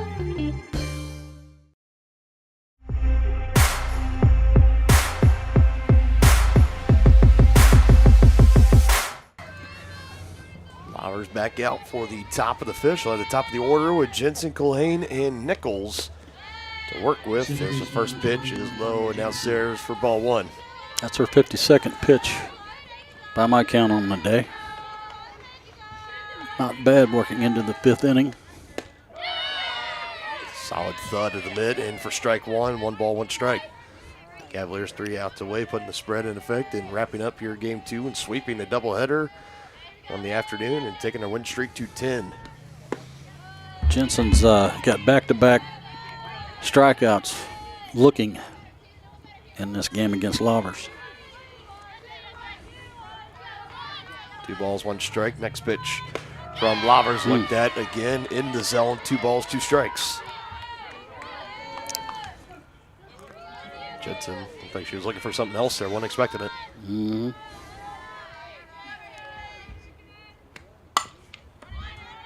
Going over to third, taken in, across the way, in time. 1 gone, top of the 5th inning.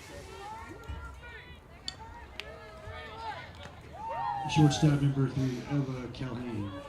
Good job feeling it by Pinkerton over there at third and across the way. She records a put out, and she's had a really good day. She's 2 for 2 with 2 runs scored and an RBI.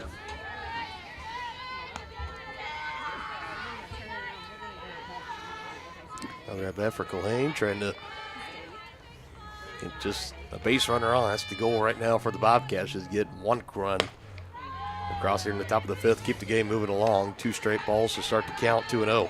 Calhoun walked and scored her last time up. That's what she would like to do this time. Of course, the Cavaliers would like to shut her down right here.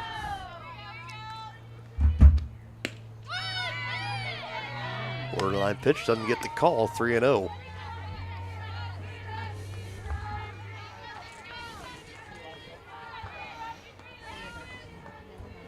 Get into what is considered the teeth of the order for the Bobcats. Nichols, the catcher, on deck. It's a 4-pitch walk. And Culhane will get on to first, 1 gone. Nichols now will step in. The third baseman, Shelby Seabold, will be on deck.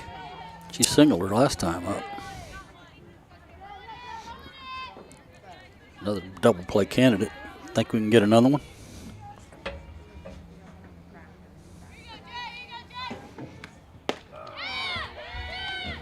Now to first, back in time. Called strike at the dish, 0-1 to Nichols.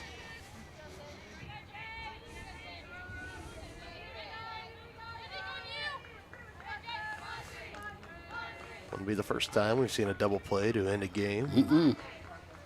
See if we can do it here again. The 0-1 from Lavers. Bounces, Archdeacon able to snag it with the mid, runner staying at first. Good job by Archdeacon there to keep that double play in order.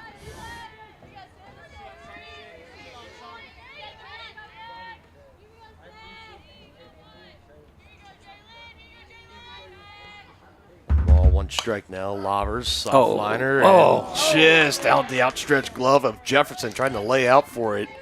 It's over the glove of Pinkerton. Yeah, she did all she could do there. It is one of those, not necessarily, it's not a routine pop-up by any means, but just enough to get over the gloves. And it will fall. Runners now at second and first. She hit that right off the end of the bat. Double play still in order here. Let's see if we can still get it. Seabold has doubled, scored, and popped out to second. Doing her job in the cleanup spot. Yep. And the count 1-0. Next pitch from Lavers. Takes a good cut, but can't connect for strike 1.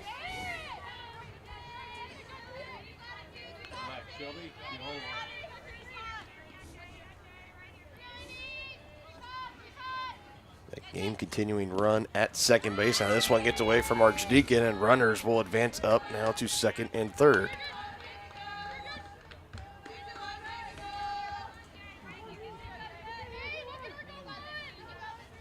Tight spot here again for Jalen Lavers.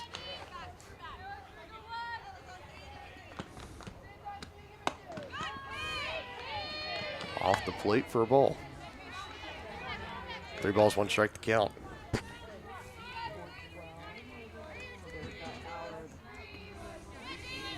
Schaller walked the bases loaded back in the second.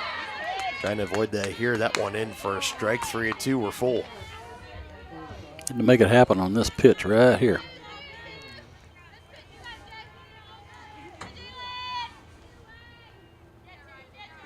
The 3-2. That's but foul at the third base line.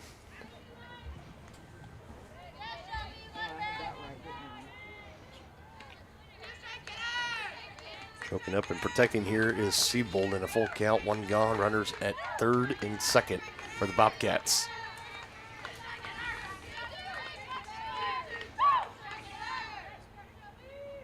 Next one from Lovers is out into the outfield. Burkhart Gonna send her. brings it in from right. The throw to the dish is not in time. Tripping up, falling down. Everyone's all right, though. That run does come across. That'll keep the game moving along. In the meanwhile, runner also tagging up to third. It's 13-4. Left fielder number 16, Madison Smith.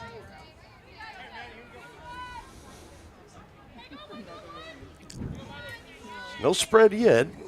Nope. We'll keep on playing.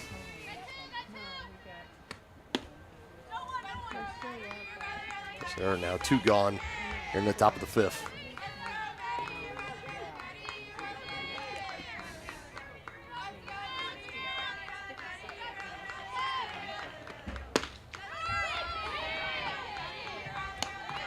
Madison Smith, the left fielder, takes that second pitch for a ball. 2 balls, no strike to count. And we'll have a quick time. Infield will come in. A quick conference. Again, just want to remind everybody we'll have baseball on tap again on Thursday coming up as the boys will open up their conference schedules. The host in the Osho County Panthers. First pitch scheduled for 1 o'clock for game 1 of our doubleheader right here on Johnson County Sports Live.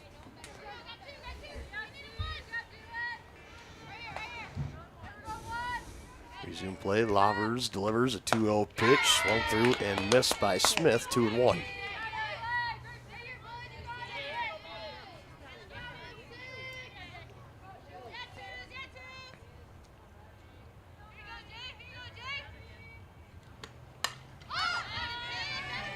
Shane off the net and foul. Count even at 2 apiece. 2s across the board. 2 balls, 2 strikes, 2 outs.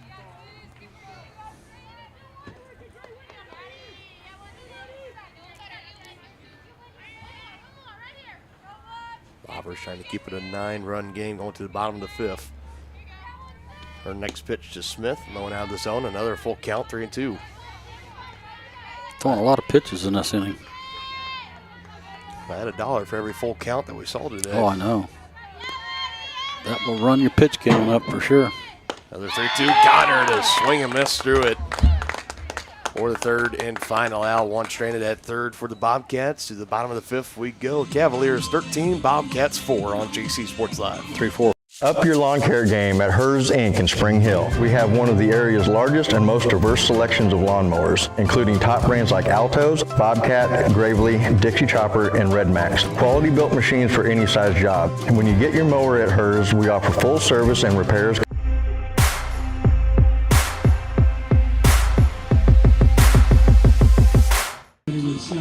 Okay, so game is over. I'm not sure why, but it is. Spread are saying 8 after 5, so that's going to do it this afternoon. Cavaliers 13, Bobcats 4. And that will do it. I want to thank everybody that's been joining us this entire afternoon here on GC Sports Live. Again, I'm Dylan Funk, been alongside Dennis Drennan and breaking down what we saw today. This is, in the past, you and I, we haven't had a whole lot of opportunities to do any baseball or softball regardless, but I tell you, we're coming into the spring, and what both the Cavalier teams have here, especially the softball team, you said earlier, they've made you a fan, they've made me a fan as well, and they are just so fun, they are so great to watch, making their win streak now 10 in a row. They take care of their business today and sweeping the Bobcats 6-3 in game 1. And here in game 2, 13-4. They're already wiping out the scoreboard. I had to double check on that final score. But Coach Aubrey Bratton Volkins and the rest of the coaching staff, this is a team that they know has a lot of potential. They were favored in the preseason to come in and win the Kansas Jayhawk Conference for the second year in a row. And so far, for just a few games that we've done, I think we've done 6 of these now after the 2 this afternoon. They're looking the part to repeat as conference champions, if not just champions. I wouldn't want to face this team in any kind of a tournament. I'm telling you, this is a hot team. And defense is absolutely nails. The offense is good. If the pitching stays solid, they're going to be a force to be dealt with. Yes, absolutely. Cannot agree with that anymore. I mean, all throughout, just through the entire infield and the outfield, they're solid all throughout. Great pair of catchers as well, whether it be Ryan Pinkerton, it's Hannah Archdeacon. Both of them are great back there. And, of course, the pitching, starting, relief, all of it, you name it, they are solid here as well for the Cavaliers. They sweep the doubleheader. Again, the next doubleheader that will be in action, it's going to be this Sunday, March 10th, against small space up here. There we go. It'll be March 10th coming up against the Indian Hills Community College Warriors. We will have Dylan Vanderveen and Reed McAvoy on the call for that one. Game 1 scheduled to start at 1 p.m. Hopefully umpires are here on time here for Game 2. It's not necessarily their fault, just a scheduling conflict from what we were told, but they got here in time, and we got both games wrapped up, and the Cavaliers sweep the doubleheader again. 10 wins in a row for them, as all the momentum is on the side of the Lady Cavaliers. That's going to do it for us here this afternoon. We want to thank everybody for joining us in our coverage here on Johnson County Sports Live. And we will be back on Thursday starting at 1 o'clock. Baseball action as the Cavaliers host the Neosho County Panthers in their conference home opener starting at 1 o'clock right here on JC Sports Live. Alongside Dennis Drennan, I'm Dylan Funk. So long, and we will see you next time.